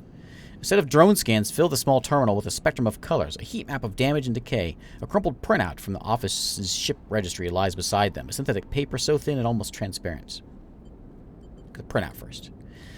The plain list shows the registration history of the Winter Light. The gaps between the entries of tantalizingly opaque. Its first registration was a couple of thousand cycles ago on this very station, logged at the central hub. From here, the registry tells of a story of a busy ship, one that rarely stayed on station for more than a few cycles, and often took on voyages that kept it away from the eye for up to 100 cycles. The Winter Light got a little rest. Let's look at the slate. Your attempts at a reconstruction of the Winter Light before its fatal accident consist of a series of overlapping sketches and diagrams showing possible layouts and configurations of the gutted cutter. There was no off-the-shelf model. This was no off-the-shelf model. It was heavily modified, parts replaced with inventive configurations. The new retrofitted into the old, handmade joints and reconditioned filters. This was someone's pride and joy. A lifetime project kept running with care and intuition. It also contained a set of hidden compartments. You missed them at first, where the hole had been thickened. The corners rounded to disguise the change, but they are there.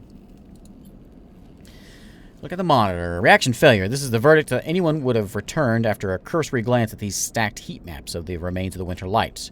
On the terminal screen, the ship is shown in section, blotches of color marking the approximate damage the ship sustained. Dominating the view is a single blood-red rose radiating from the ship's fraction drive. A simple story. A catastrophic failure of the drive core, leading to a fatal hull breach. A well-documented failure, lightly brought on by wearer misuse.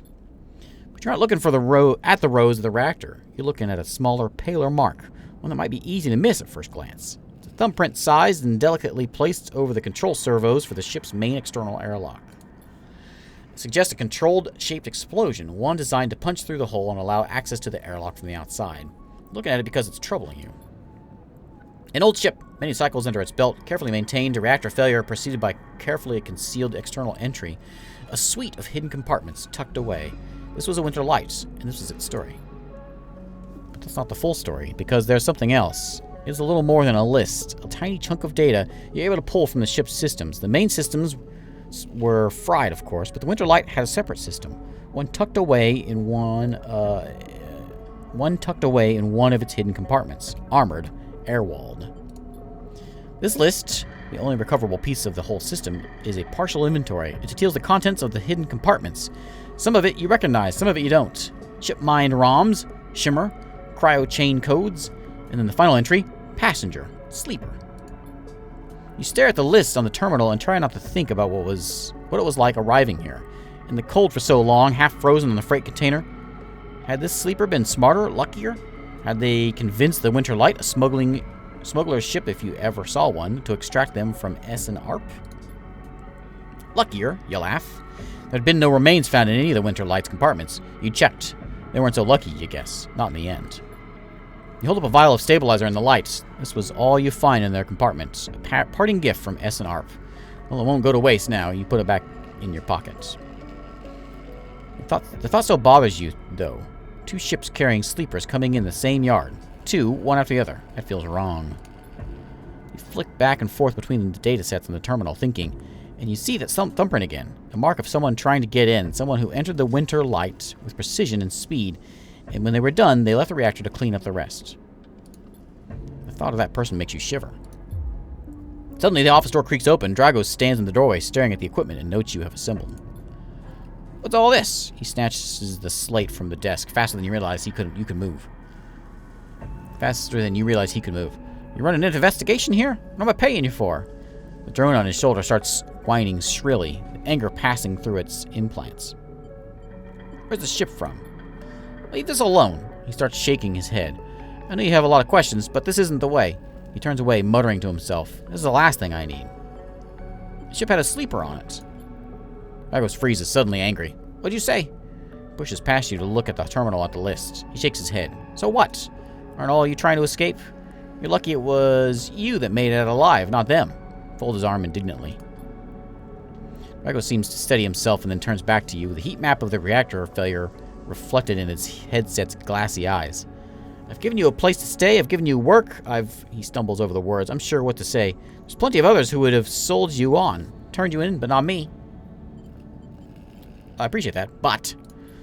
Don't. He shakes his head. I'm not discussing my business with you. He quiets the drone. I've done well by you, and you've returned the favor. He straightens up and clears his throat. But this obsession you have with this ship isn't going to work for me. I can't have you making my clients nervous. I can't have you digging up whatever it is you're after, he sighs. You can't work here anymore. What about the Winter Light? He reaches over and switches the monitor off. Forget this ship. You have enough to keep you up. Dragos reaches across you and flicks off the terminal. As the light of the monitor dies, a kind of eerie calm falls on both of you. Whatever this was, it's done. You made it out, sleeper. That means you have to move on. Someone killed that ship and its crew. And you want to meet them? He shakes his head. We're done here. In the dark, Drago's headset glints, and you wish for a moment you could see his eyes and meet them. Maybe then you would understand. You get it from the desk, and Drago gathers the notes, stuffing them into a pocket of his overalls. He holds the door for you, his headset and expressionless as always. And you can stay in the container. I won't take that from you. Don't come back. His tone is final, definite with an edge of disappointment. You walk out of the office, and then out of the yard, not stopping to look back. You leave the yard, thumbing the vial in your pocket, knowing that this, at least, guarantees you a little more time. And as you walk, your mind once again drifts to that person who killed the Winter Light. Whether or not that person will come for you. Upgrade point. I want self-repair. Yes. Excellent. Okay. No, I spent all my scrap. I got one scrap, I guess. Well, let's do it. How do I probably do it in my box. Yeah. How much does it do?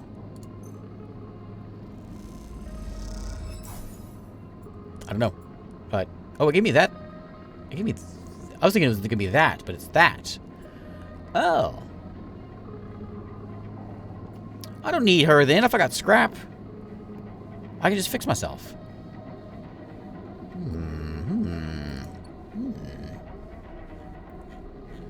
I'm an AI. I was a person, but now I downloaded my mind, I guess, and do this AI.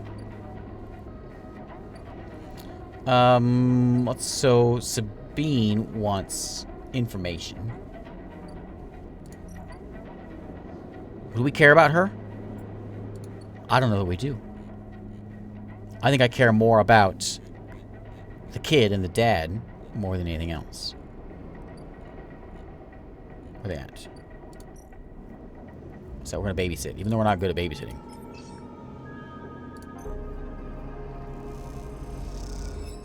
Okay, there we go. End of the day, Mina curls up in your lap as you read her story. She's asleep when Lem gets back, and you two eat together. Yeah, that's what we're doing. I like that story. We're sticking with that one. Okay, I got a 1 left. We can go over here and do some peeking around. I know there's some 1s around here. There's one right there.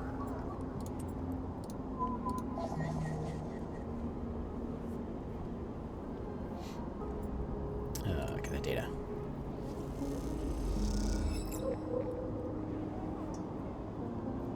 Another encrypted key? What am I supposed to do with those? I'm sure they'll pop up here eventually.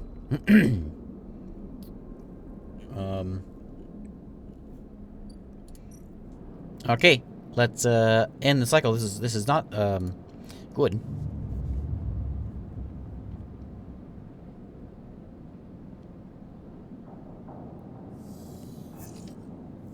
Okay.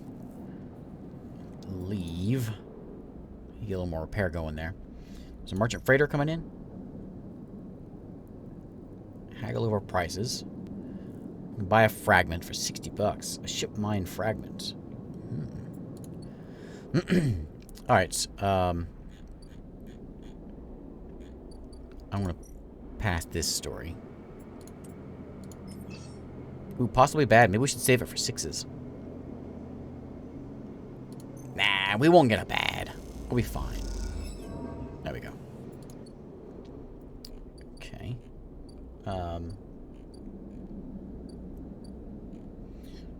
Let's go.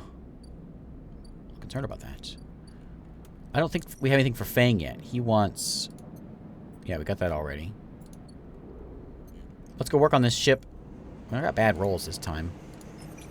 We can do that though. There we go. A couple 3s left. Can't work on that guy. He's a jerk. But we can go and get a bite to eat. Yeah, we're on a ring station. Oh yeah, fricassee. That he wants to go to the mushrooms over there. I'm just gonna buy their basic stuff, just to get that back up to 2, back full. I'm afraid something bad's gonna happen here this next turn because of something's gonna find us. We went there, right? That was her place. Yeah. We got a couple 3s. Let's spend them. Be adding an agent. Do we care about this so much? Maybe we will eventually, but I'm gonna try to focus on some things.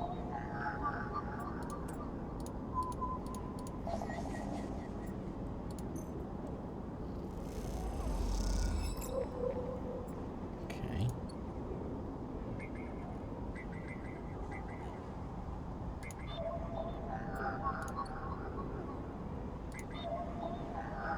So 2 and another 3. I don't think that. I think this is a. Yeah. Alright.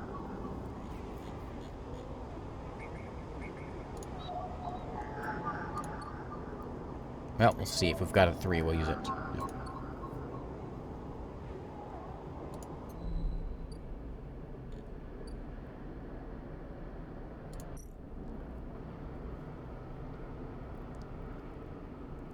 Into the spoke. I'm not gonna progress that because we've got other things we gotta do.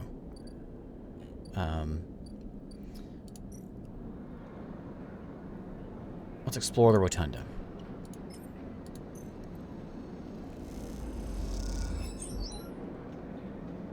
Okay.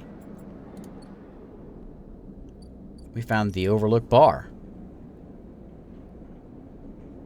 Keep some expired soul lime rations in the bar. So for $10 I can get some food.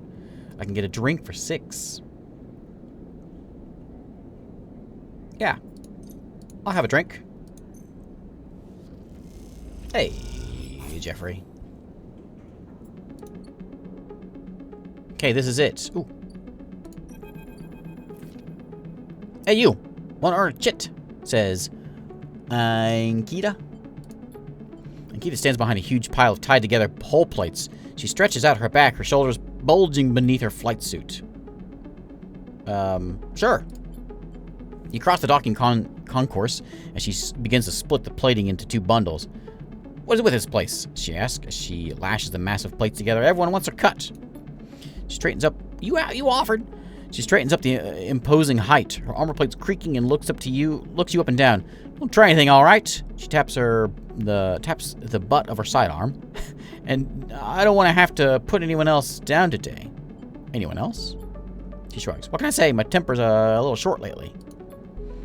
Ankita hoists 1 bundle of plating onto her shoulder. Come on in. Enough chat. You've got to earn that chit. You struggle to shoulder the plates, but you do eventually. Ankita gives you a look. Ship's this way. She sets off down the gantry at impressive speed. As you catch up to her, she turns down a passage, pushing through a small crowd of stevedores? What's this for? Oh, this, she nods at the plates on her back. I'm building this treehouse. She gives you another look of hers. It's for the ambergris. That cutter you might have seen sitting silent out there. Probably turns around another corner, and she trailed behind. She got cut up pretty bad on her last job, and I had to moor up here for a spell. But since then, it's only gotten worse. Someone got in and sliced the core from our ship mine, so now she's going dark. She shifts the panels on her shoulder. The upshot is that I'm short 1 ship mind, with a ton of repairs to do, and the rest of the crew signed off the moment they got wind I'd be stranded. So yeah, it's been a time. Sorry about that. Yeah, it's been worse. I'm bleeding chits every cycle here, so I need to get off and fast. Ankita swings the plates from her back, almost knocking you over in the process. This is me. She hauls the second bundle off your shoulder. You're the first person I've met here who actually might actually consider to be you're the first person I've met here who might actually be considered helpful. She pauses, chewing her bottom lip. Look, you want to help? Come see me. I need a hand putting Amber back together, and you don't seem like the type to try anything stupid. She passes the bundles of plates through the ambergriss's outer lock and then turns back. Just don't go spreading all this around. And Kita throws you a couple of chits. Consider it a bonus for not trying to grift me. She gives you a parting nod and ducks through the doorway. All right, get out of here. She calls back and the lock slams shut. $2. $2. All right. Okay, here we go. Going home. Something bad's gonna happen.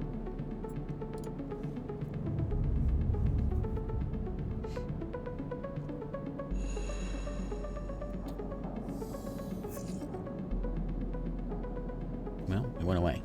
Now I'm concerned.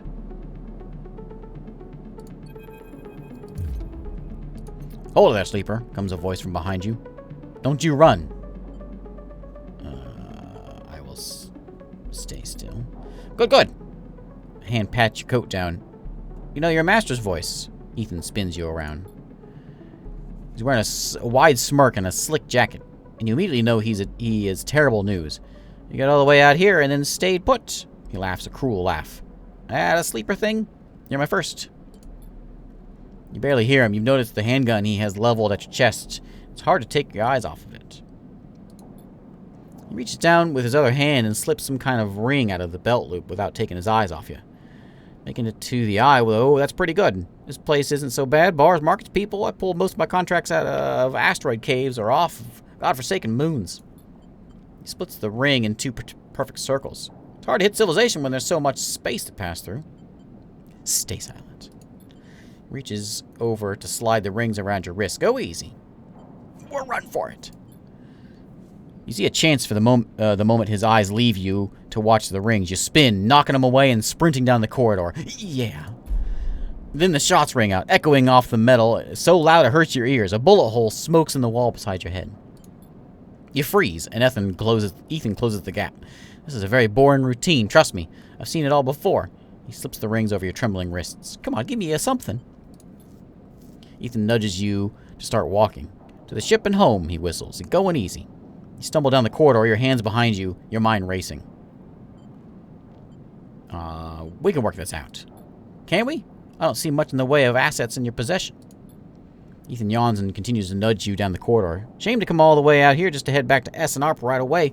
That tracker of yours makes this too quick. I was hoping you'd put up a bit more of a chase, you know, run in battle through the bright market maybe, or hold out in the low end. There's a few establishments I would have enjoyed checking out while I asked around. You walk on in silence a little longer, desperately trying to think of a way to escape that S&ARP tracker that would be the death of you. I have an idea, Ethan interrupts your thoughts. How about on the way back to the ship we stop for a drink? I'm buying. He laughs at his own joke. I have a better idea. This better not be one of those where you do a dramatic pause and then try to jump me, because I'm pretty tired of that. Although, muses Ethan, I got myself thinking, what's the rush here? Here we are in one of the most lawless joints in the surrogate systems, and we're headed for the exit. He pauses. He trudges on in silence. Here's the idea, starts Ethan. You and me, we make a little agreement. Here's the terms. You turn to face him. You run or leave or try to abandon the eye, I shoot you.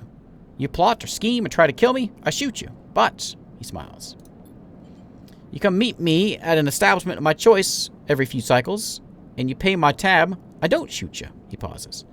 You don't pay my tab. He rattles his handgun. You get the idea. You letting me go? Not at all. Let's call it an open custody. You're free to mooch around here, around the eye, as long as you keep paying up. He stretches. You know, I really thought I was going to have to kill you, but this is so much better. He clicks something at his belt, and the rings release from your wrists. I'm going to see if I can find my old stool at the compressor club. Come see me there. He aims a handgun at you, squinting down the sights. Let me just remind you, that body of yours is one big tracker, so don't even think about leaving the eye, I'll know. Ethan turns and strides off down the corridor, slipping his handgun away. The mix of relief and terror you feel is overwhelming. What are you going to do? Well, we got to go get that tracker off of us, don't we? Where's what's-his-face? What's your face? Fang. What do you want? I want this. Okay. Let's go get those first. We keep getting keys. Doesn't do us any good, though. I don't really want to use my 4 on this one. That's a 1, I think, yeah. Pop the 1 in there.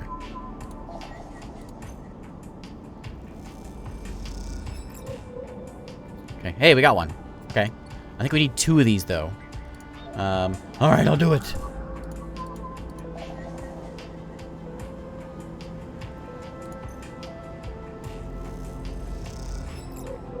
Okay.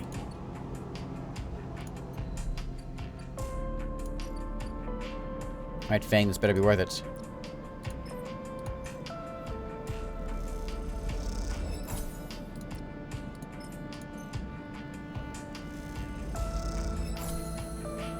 Okay. Fang! you enter the bay, Fang is nowhere to be seen. The banks of the servers and machines blink out of the dark in the staccato rhythms, the unseeing eyes of the station's digital ghosts. Fang's voice echoes from behind the stack, followed by the hammer of a fist on the metal casing. Something wrong there, buddy? Stay silent. Sleeper, that you, or am I in trouble? Fang's grinning head pops up from behind a stack. Just the emulated consciousness I've been eager to see. Come back here. Pick your way between the thrumming stacks, trying not to trip on loose bundles of cables that blanket the dark floor. Fang is sat in front of a set of monitors mounted to a stack. Tell me, Sleeper, what do you see here?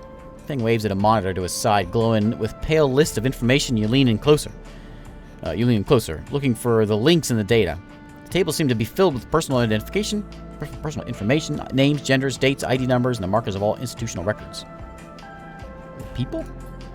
People, yes, but whose people? Solid. Bingo, he taps at the terminal. I pulled these from the old data you brought and all the employees of the Eye's original owners. And, he leans past you and scrolls the list down. This one. This is a snaky fella. He stabs at the screen with a finger. The name reads Hardin Hurst. Who? That, says Fang, giving you a sideways look, is the thing. He drags a stool out beside him and motions you to sit. There just so happens to be a Harlan Hurst in Havenage. He waits for your reaction. In Havenage? That's it. He's right here on a station now. Fang leans back in his chair. Just think about it. Decades ago, Hardin worked on this station as a... Fang leans across to look at the monitor. Senior Strategic Operations Executive. Raises his eyebrows at you. Our Hardin was keeping the money coming in for Solheim. He defined priority growth initiatives by making sure the extractors they contracted out were hooked onto a system that outsourced all the risk and kept the profit. Good old Hardin shuttled thousands of Palladium Rush workers into an infrastructure which meant that a cut of work they did went straight back to Solheim. So what? He frowns. I grew up here, Sleeper. This is my history. I'm a child of the collapse. Fang turns back to his screen, staring hard at the strings of code flickering by. Before I was born, my parents were all Solheim contractors. They ate in Solheim canteens, they worked on Solheim ships, they breathed Solheim air, and slept in Solheim beds. Fang's voice raises as he speaks, his hands fists on the terminal edge. And the work that paid for that existence? Cycles of hard extraction out in the belts? Solheim took their cuts. This was a company town, so to speak. My parents were just another in a long line of freelance contractors willing to risk their lives for a shot at anything other than poverty. Disposable. This guy, stabbing at Hardin once again with his finger, strategized all that, did the sums. Then somehow, thousands and thousands of cycles later, it's still going. He's still here, crawling in the walls like some snake. He survived the revolution. How? These guys, they were big time. There's a lot of money can get you if you're a company man. Fang relaxes a bit. But how is Hardin still kicking? I don't know. Turns to you and smiles. Way to go find out. Hardin's now a big shot in the shipyards. Just a few degrees back around the eye from here. Fang brings up a map of the lower eye. Evidence might be born out of Erland's revolutionary zeal, but in that flat hierarchy, it's not Hardin.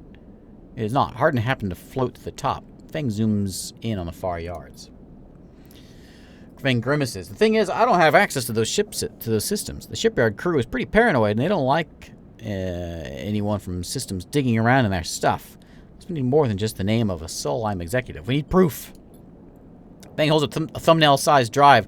That's where this little creation of mine comes in. I call it a ripper worm. He turns the drive between his fingers. It'll rip away any digital storage and spin out like a silken thread of filtered data. This one is set on the scent of Hardin Hurst. He hands it over. Getting into the compound might be tricky. Fang puts a hand on your shoulder. But you, however, have a particular knack for remote access. Fang grins. If you can extract yourself a Havenage cipher from a Havenage agent, they sometimes carry them along among their data caches. If you crack open the compound's network and slot the worm in any open port, you never even need to go near shipyards. What do you say? What's in it for me? Rooting out a corrupt snake, not enough? Find the information, and I'll start that work on that tracker of yours. Fang scratches at his chin. Anything the worm gets, it'll send back here to me. Something wrong here, and I aim to get the rotten core of it. You leave Fang digging through data among the wires and machines of the old station. As you walk out, you try to imagine the Eye as it once was. A vast machine running smooth and strong, directed by people like Hardin. A vast Solheim-built machine in which thousands poured from the surrogate systems looking for a new life. The hope for a better future, engineered to line someone else's pockets. It's an idea you're intimately familiar with. You think of Hardin, still alive, still part of this place, and wonder if the past is ever truly past. I got 2 3s left. We can take a look. Oh, the ambergris. Oh, yeah. Do I want to deal with this right now? I think what I want to do... I want to go by... Where's that bar that this guy's at? This one? How often do I have to do this? Oh, I got every 4 days, looks like. Okay. Well.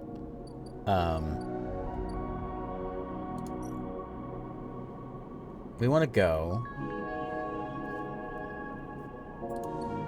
I think we want to go... Where do we want to go? I gotta get the data and slip it in one of these. Like the Havenage agent? Where's my my thing?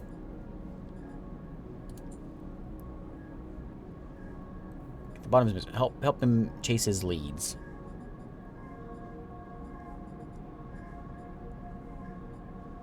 That one. Hack a Havenage agent. Okay. Okay. To get a cipher. What do I have? I have keys. This one I need a 2. I don't have a 2.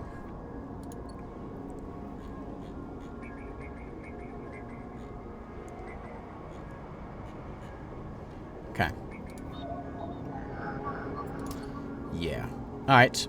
Well, let's go back out here.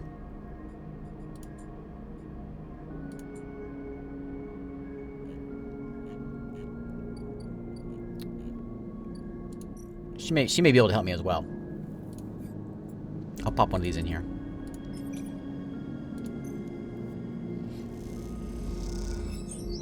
Okay, get it ship shape. Let's do both of these.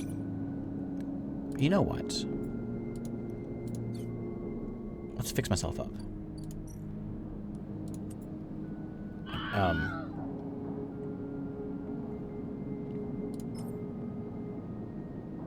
Do this one. Is it dad joke time already? Okay, energy's back. Well, you know, talking about all this, scheming work, you know, and all that stuff that we're doing here. That was a while back. I considered robbing a butcher shop. The thing was, this butcher shop was at the very top of this 20-story building. I thought about it for a long time, but you know, I think the stakes were just too high. That one deserves a drink.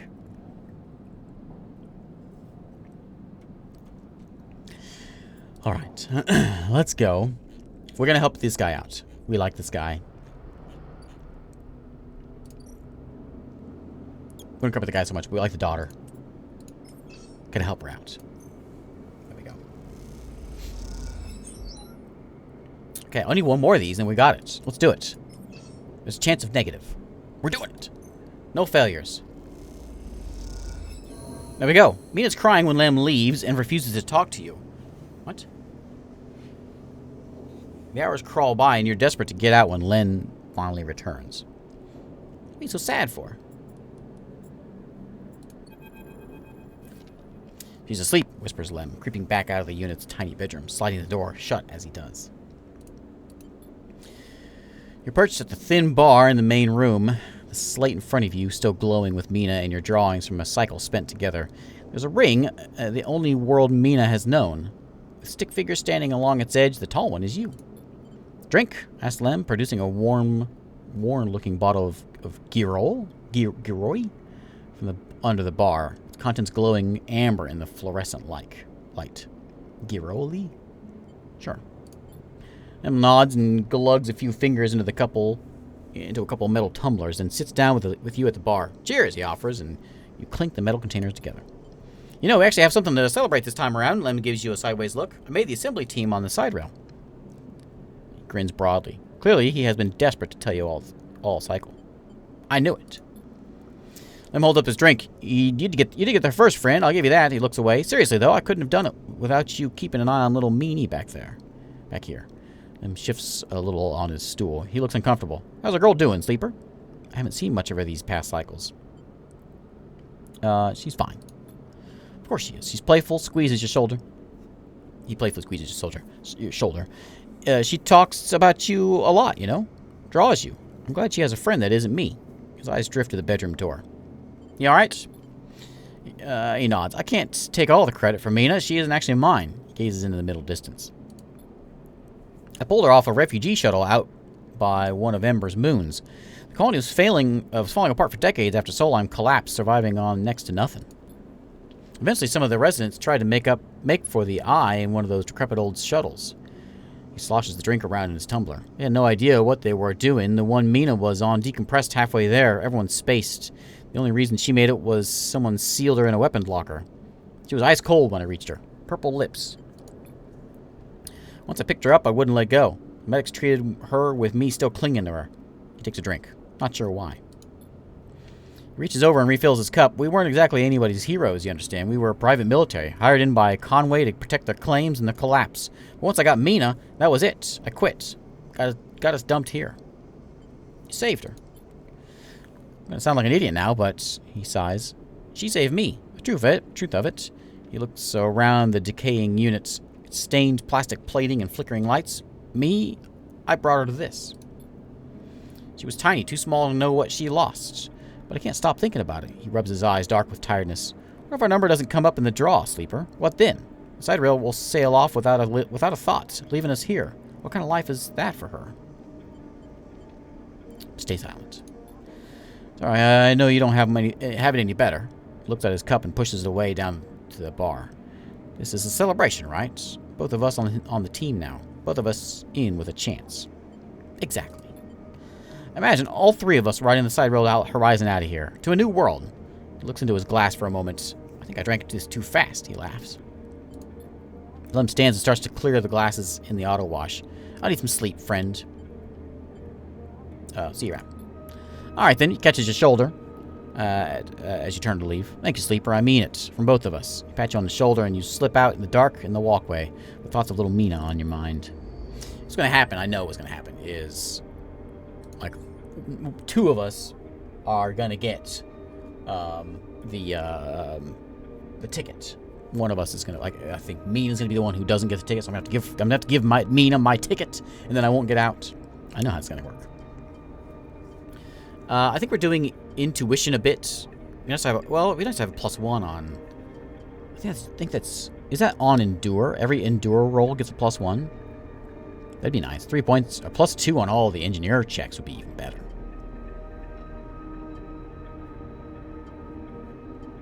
Oh, we can make this not -1. Let's do that.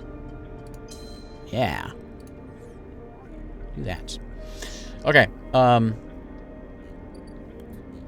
I need... what was it down here? We need a 2. That's the only one. A 2 and a 2. Okay. This thing. GOG. I appreciate GOG, but like, how do I make it stop downloading this thing? I want you to stop updating. Stop it. Stop it. Stop it. Okay. No more. You got it? Don't keep up to date. Where's my options? Don't keep it up to date. 1 second. Okay, that'll fix it. Okay. No more of that nonsense. What if we go to the offices? What do we get here? Oh, yeah, that's that. So I guess we can side with them if we want to. Engineers Fox, thanks for following. Why didn't I get... oh, I didn't see the pop-up on that one. Sorry. I do want to do this. Might be better to do the good one, just to sort of ensure we get this. Let's do it. So it's gonna be a long time but I'm kind of curious to see how this is going to work. Oh, I forgot about the other girl. Wants my help. Okay, sleepy time. Speaking of sleepy time, I'm getting there myself. I'll try to hold on a little longer. Ah, wrong button. See? Sleepy time.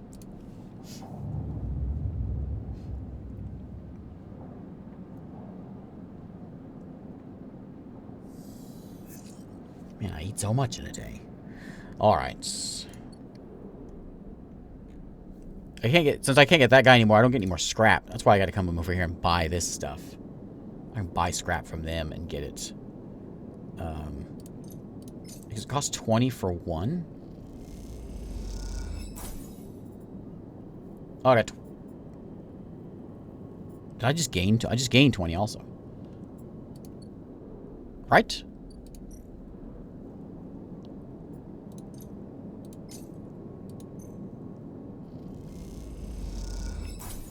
That time I lost it. I probably shouldn't be squandering my money, but... I want this scrap. Okay. Now, let's go to... I wonder how much his bar tab is. What do I want to progress the most? We have to do that thing. I need a 2 for that, though. I don't have any of those. We want to get the ship done. And get out of here. It's not going to do me any good until I get that other part done. Oh, someone needed that. Ship mine fragment. Oh, wait. I know who needed that. I think she did. Maybe not. I can't even do that one. I will assist you. I think.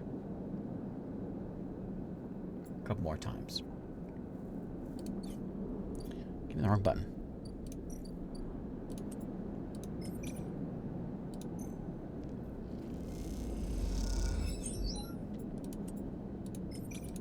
Let's get this one done.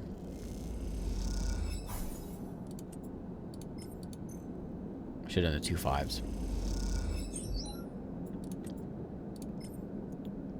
Man, I'm squandering them all squandering an extra point here. I could have had a 4 left over. Okay.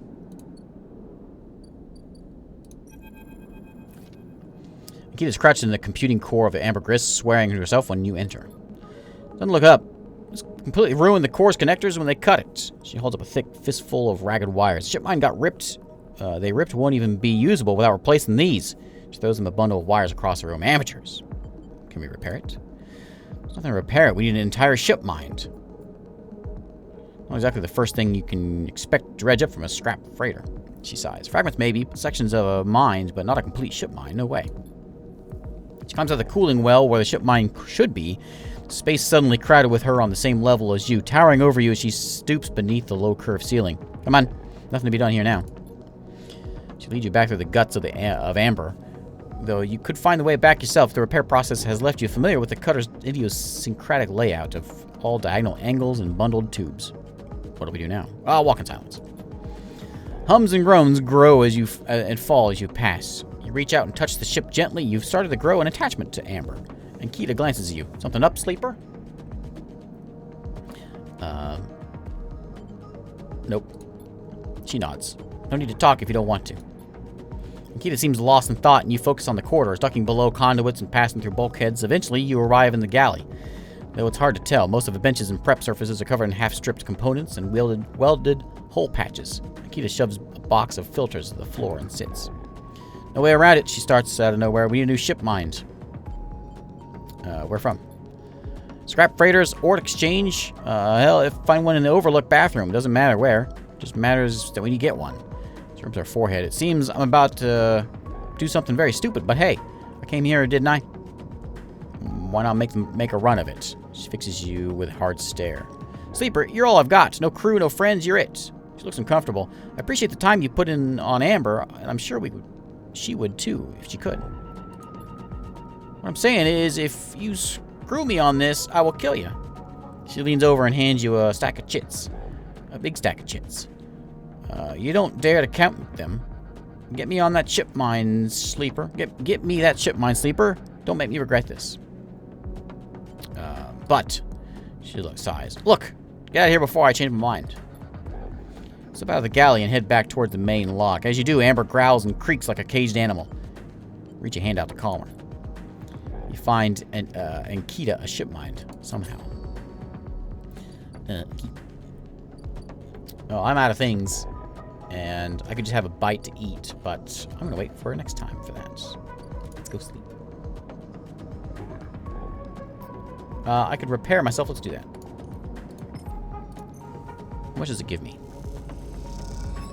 1 point. So it ain't so good. But it's better than nothing. Yeah, $100. I can almost get those mushrooms from that guy. We'll do that next time.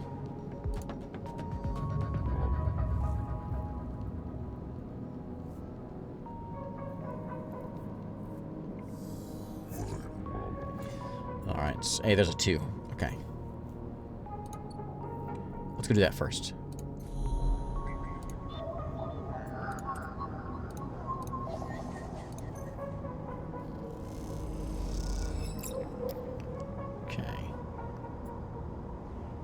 Got one of those, which is what he wants. Let's go see about this guy. Where is he? How do I find him? He's not here. That's the thing. No. Where is he? Fang.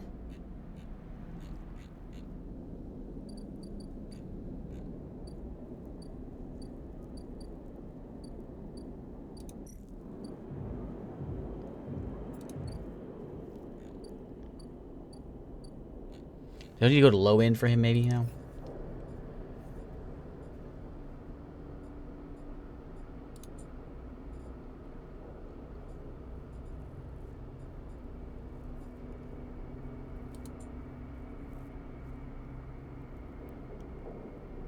Oh, 3 fragments will get me a core. Okay. Hack the shipyard and slot the ripperworms. Hack the shipyard. Hack the shipyard and slot the ripperworm. How do I do that?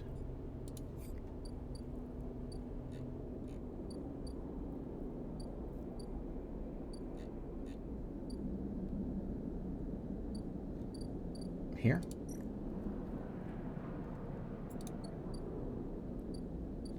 Not over here. No. How do I hack the shipyard?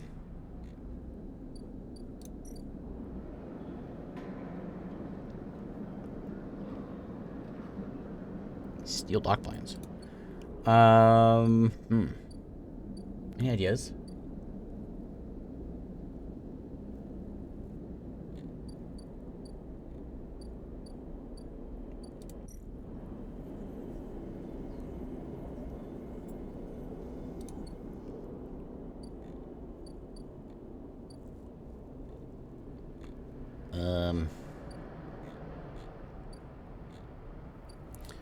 I don't know how to do that.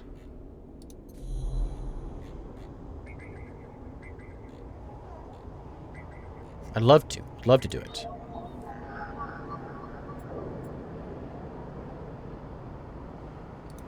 But I don't know. I don't know. I don't have a clue.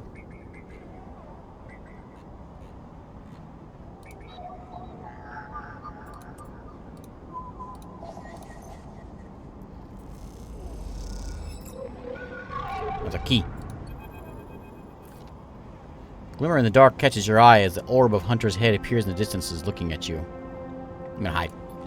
You slip down into the ghostly structures of the eye, feeling like passing through a cloud as their data structures deform and reform around you. Another glimmer catches your eye closer now. The roving orb wreathes in tentacles as flickers, jumps once, twice, and then it's here. Hunter is here.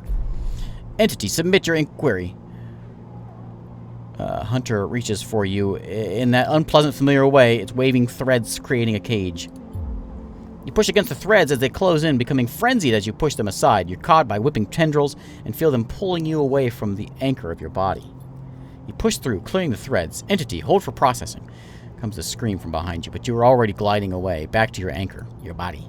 You're awake, dizzy, distorted, but awake. There's a gate right there.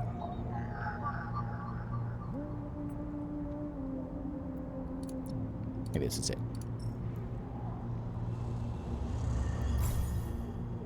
Okay.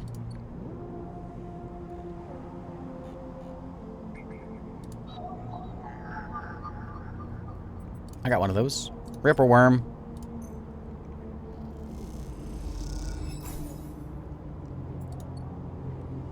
Okay.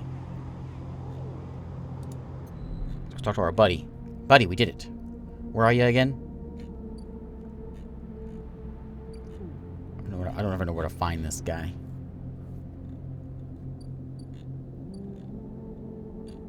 Let's see what it says. Did it. Hack the shipyard, slot the ripworm. Done. Now what? Maybe something will come in tomorrow.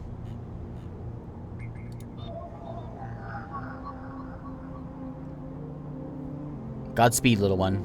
Okay, yeah, I think we just have to wait.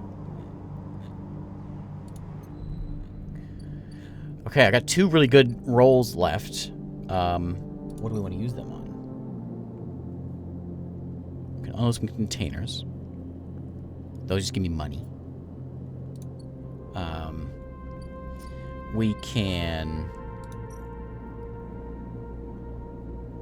go to the bar. We don't need that. We could just do this one. Two good rolls on this to bring this along. Not sure this is a priority, but let me do one more thing instead. Let me do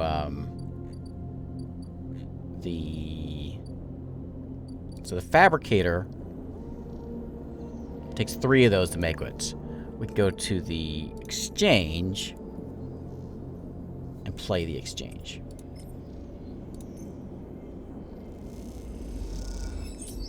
Okay, we got money. There's a chance though we get really good stuff though, I believe. Wonder if the thing to do, maybe I should be doing some more of this scrapping, unloading containers maybe.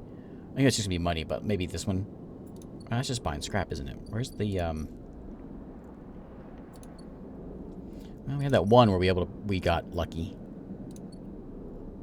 Anyway, it's I gotta eat.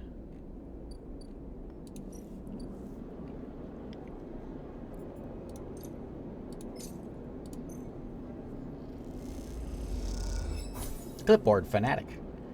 Thanks for following. What a name. Did I give me 3? I thought it gave me 2. Fangs Bay. Takes a few cycles to run through the closed network. Okay. Okay, let's snooze.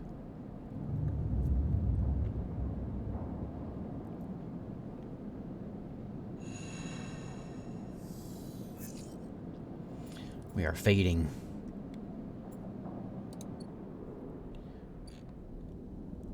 Let's go try our hand. Oh, he's ready for us, right? $58.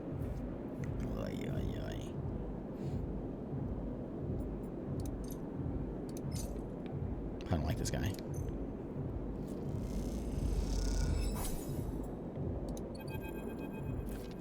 Yeah, well, if you just did that, Ethan's mocking laugh comes from along the bar.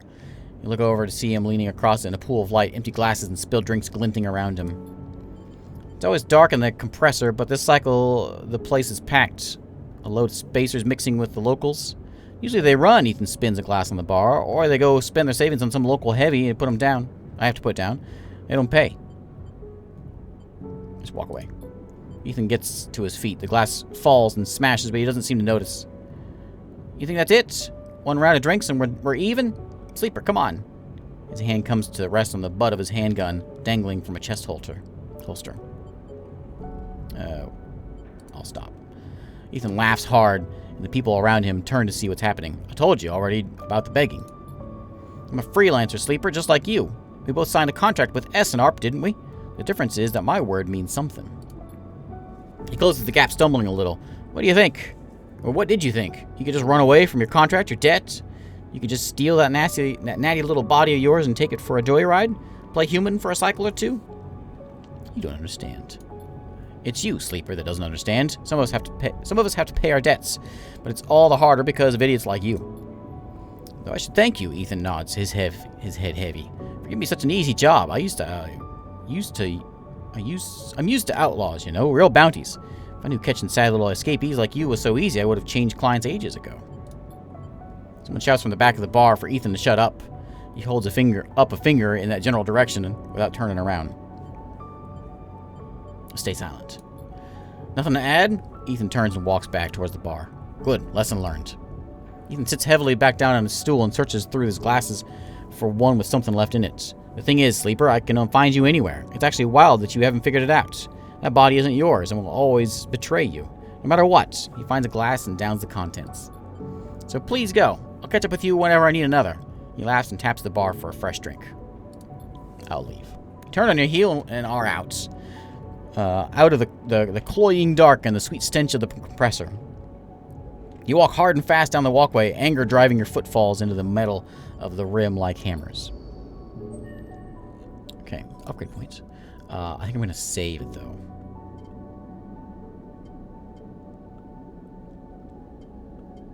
Because I think I want to get this up to a +2. Because then I could really get that ship fixed up.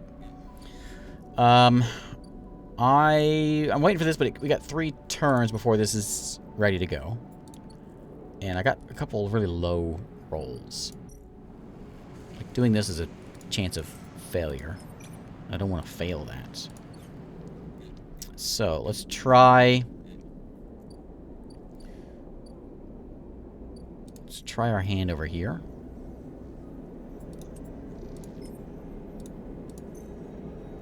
Let's see what we get there. $12. A little better next time. More than 12? 12 bucks. Alright. If we get this guy his mushrooms, which are, I think it's 150 over there. 150. Maybe we'll go see about that. There was another one over here. That needed a 2. I think what I want to do, though, is see if I can sunbathe.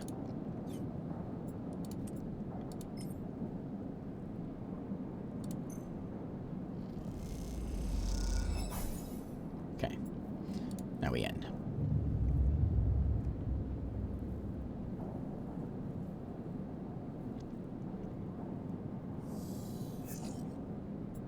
Okay, we're down to 3 now. We gotta get that thing. We gotta get fixed up pretty soon. I'm gonna try. They're all 3s. What terrible numbers.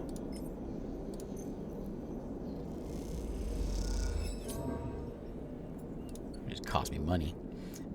What are you over here? Done all of that, but I haven't unloaded containers. I think it's just gonna be money. Thanks again, engineer. Thanks for hanging out.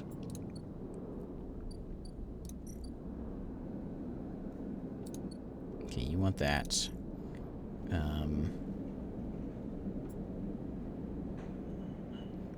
What if I do this? Well, we can become a regular over here if we do this. We can get that. $6. That's nothing. Can I do it again? Let's be a regular.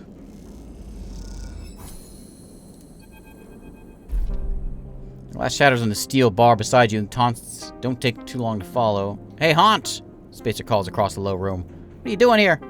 He laughs at his own lame joke. Playing human? Ignore him. You hunch a little further, staring at the hundreds of tiny impact points that scar the bar's surface. A hand falls on your shoulder, but as you flinch away, it pats reassuringly. You freeze in place.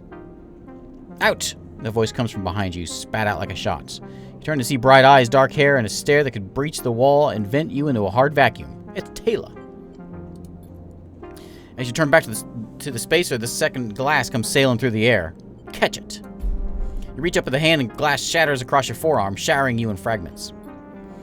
Through the haze of glass and Girol vapor, you see Taylor leap the bar and close the distance to the spacer. The thud as he slams into the wall echoes around a bar like thunder. Now flanked by other figures, quick to their feet, Taylor throws the spacer out through the door and stands silhouetted against the rotunda lights. You touch your arm and it feels wet. Someone helps you to your feet and back onto your stool. Broken glass rattles as it is cleared and a fresh measure of Girol is plugged out in front of you. I don't know what, if you have any idea how to spell that, let me know. Or how to say that. That same hand, warm, heavy, falls on your shoulder once more. He isn't coming back. We don't tolerate that kind of crap around here. Taylor flops onto the stool beside you. Let's get a look at you. Taylor wipes the powdered glass from around the wounds, and someone places a bottle of alcohol on a metal tin with tweezers on the bar. She disinfects them and then turns to you. That was an ambitious catch, she smiles, pulling a sliver of glass from your forearm. Stupid, but ambitious. You don't feel the pain, only the sting of status messages your body delivers concerning your dermal damages and exposed structures. You do feel the care, though, as Taylor's bright eyes search your thick synthetic skin for splinters. We'll watch her. Taylor works with the skill of someone who has had to pick glass splinters from the skin of a stranger before. She hones in on each bright shard, all the time tapping the tweezer tips in their little rhythms that only she can follow. She smiles to herself. If you've been on the eye long, stay silent. Not a talker? A splinter clinks into the tin. Not everyone is like that idiot. We don't all hate you. She glances around. Some of the regulars, maybe they fear you, maybe they're just curious. I don't know. But I do know that the Overlook is a safe place. I know what it's like to be new in this place. Trust me. She meets your eye. I'm not trying to convince you of anything or separate you from your chits. I just want you to know that if you need somewhere, you can always come here. I know the rations we've got aren't much, and the company is, she leans in, limited. But if you need work, I'll happily put you behind the bar, and if you need shelter, well, we can discuss that. You'll be safe. I usually have Francis on the door, but he's up in the Greenway this cycle, haggling with our supplier. Francis tends to be particular about what we serve, even if the clientele isn't. Places her tweezers in the tin with a clink. That's you, sleeper. Here. She slides the glass of Girol to you. This'll help. She stops, her hand still on the glass. Wait, does this help? I mean, can you get drunk? I don't know. She laughs. Well, keep trying. I'll let you know if I see any differences. She walks back around the bar, gathering the glasses as she does, and before long is retelling how she threw that spacer out to a new group of just wandered in, complete with dramatic actions. She gestures in your direction, and you instinctively look away, back to the worn surface of the bar. You take a sip of the Girol. The earthy fungal tones fill your senses, almost blocking out sight and sound, like diving headfirst into a bog. You may not be able to get drunk, but this connection to something grown, something fermented, something old feels good. All right.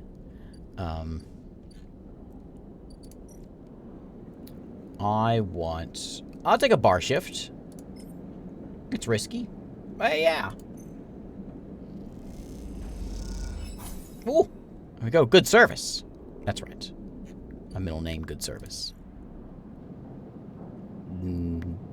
Done with my cycle.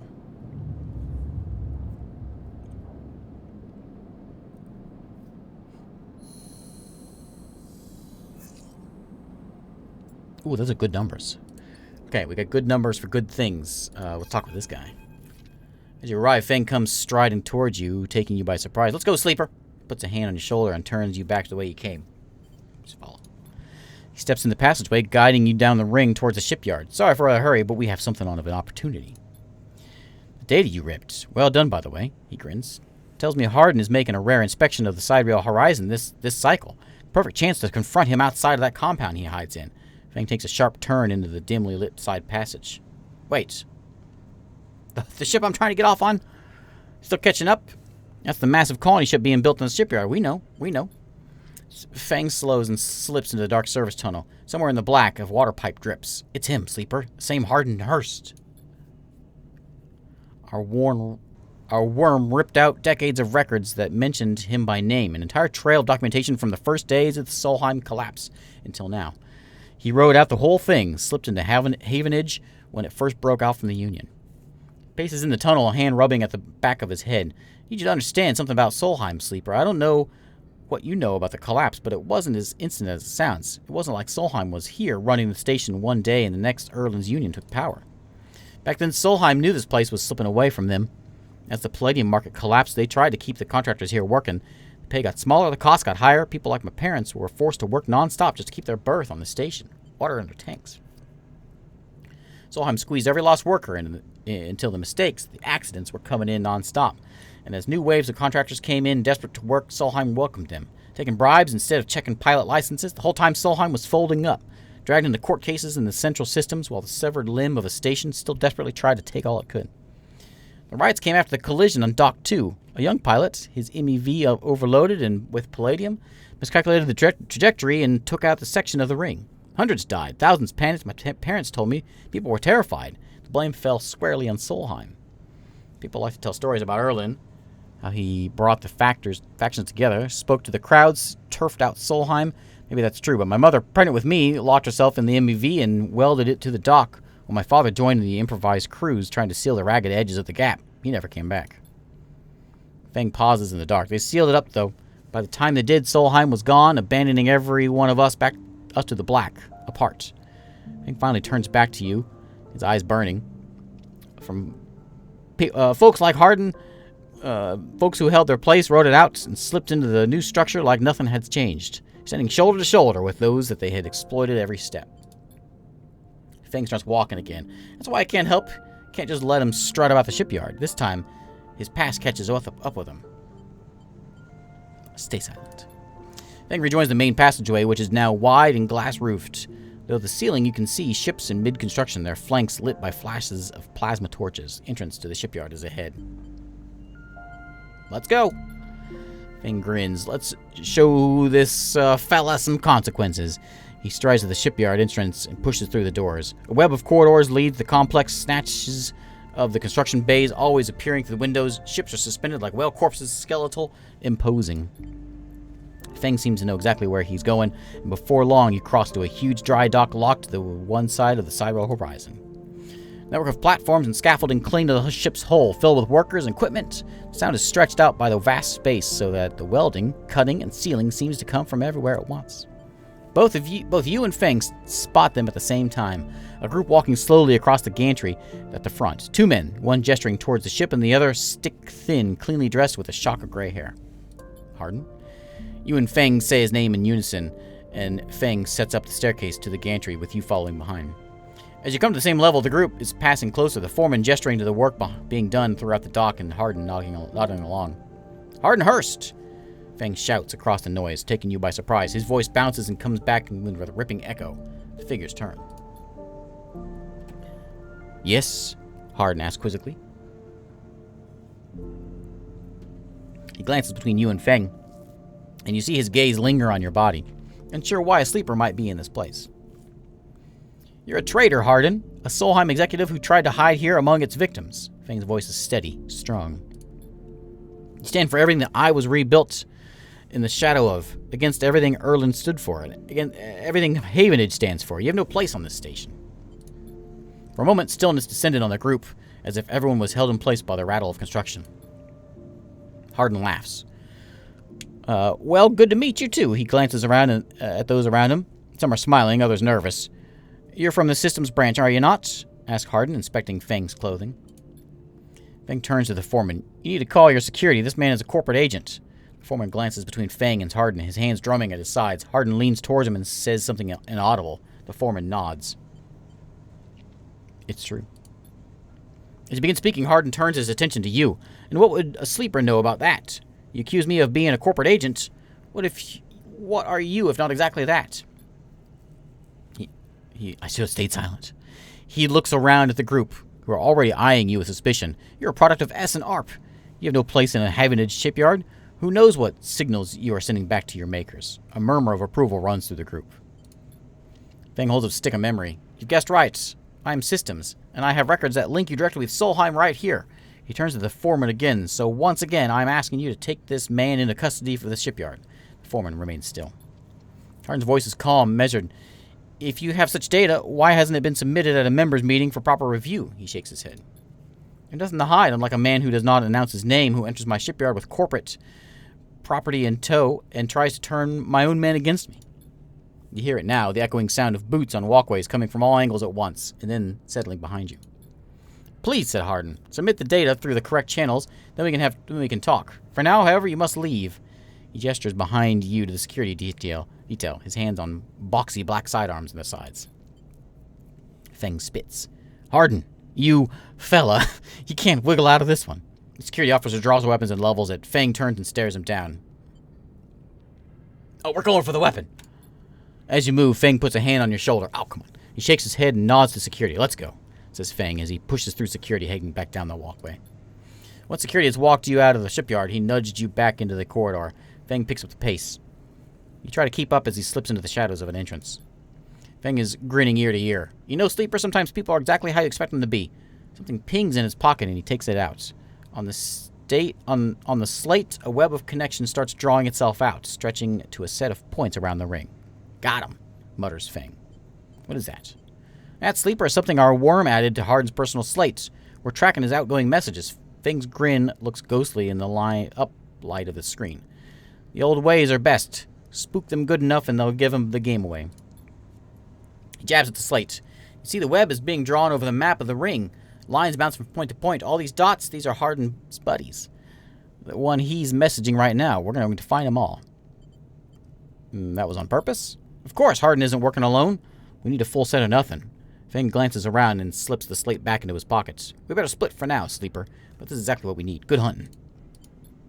With a pat on your shoulder, Fang drifts away back into the flow of people around the shipyard entrance. You watch him go, unsure whether to be angry or impressed. Wait. I got a thing on me. I need one more. Oh, no, I can. Oh, yeah, I need one more for this one. That's what I want. I think. Yeah.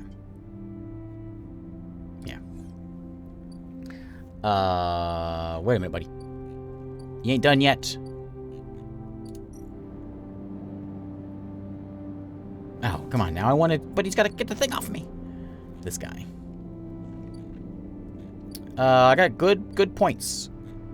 Should we... I have money? I don't have the money for this yet. What was over here?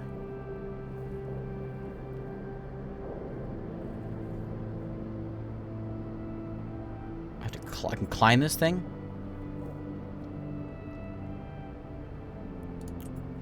Sure.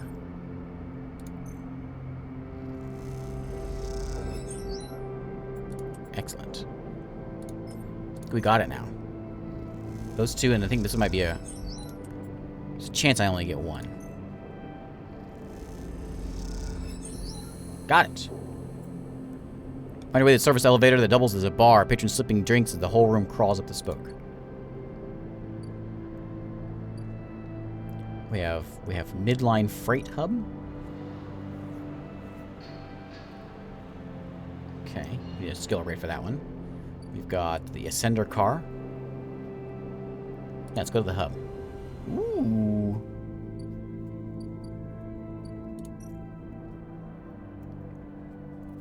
Space of socializing, excess manifests. Okay. Cool.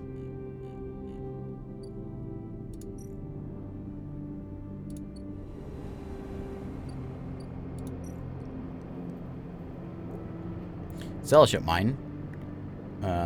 Export some mushrooms, or I can buy a core for $300. Here we go.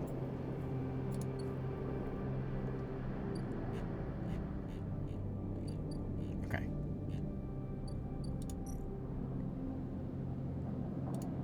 End this cycle. I'm very sleepy, so I think we're gonna have to end it here. I'm a bit starving. Let's go ahead and pop this thing in to fix us, so we can get more points here. But yeah, I'm gonna call it a day here. I'm really curious about how this is gonna play out, but we gotta wait more turns for that to happen. And Ambergris is still here. We just gotta give her that item which we need for $300. We can go work out at the bar, maybe, and get it. Risky bar shift. I'm intrigued. I'm very intrigued. However, I'm never gonna get that thing, the $300 though, if I gotta keep on paying this guy. But let's call it a day. It is just 2, right? I had 1 left. What did I have at the bottom? I don't know. Anyway, let's call it a day. Say it again.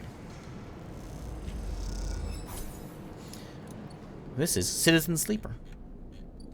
It is a fascinating game. I can see the hype for it. So this main story is like 6 to 8 hours, but there's a whole nother storyline, which I don't know.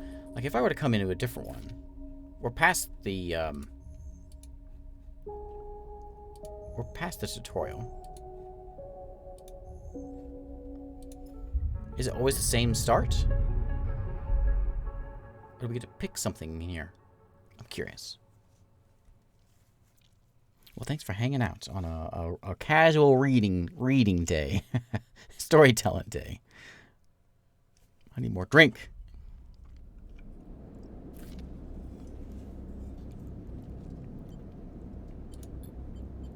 So this is all of, this is the same intro stuff.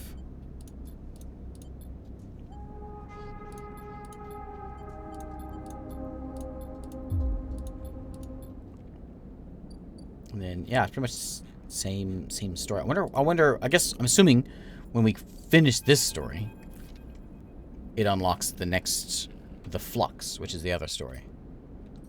It must.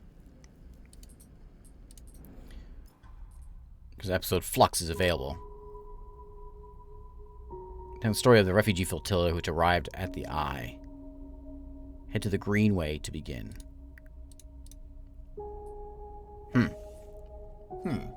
Oh, the Greenway. Wait, we saw the Greenway because that's where we didn't see it, but one of the people that was working the bar, that's where they were at, is the Greenway. So we can go there and then I wonder if it's just like a side quest is basically what this is.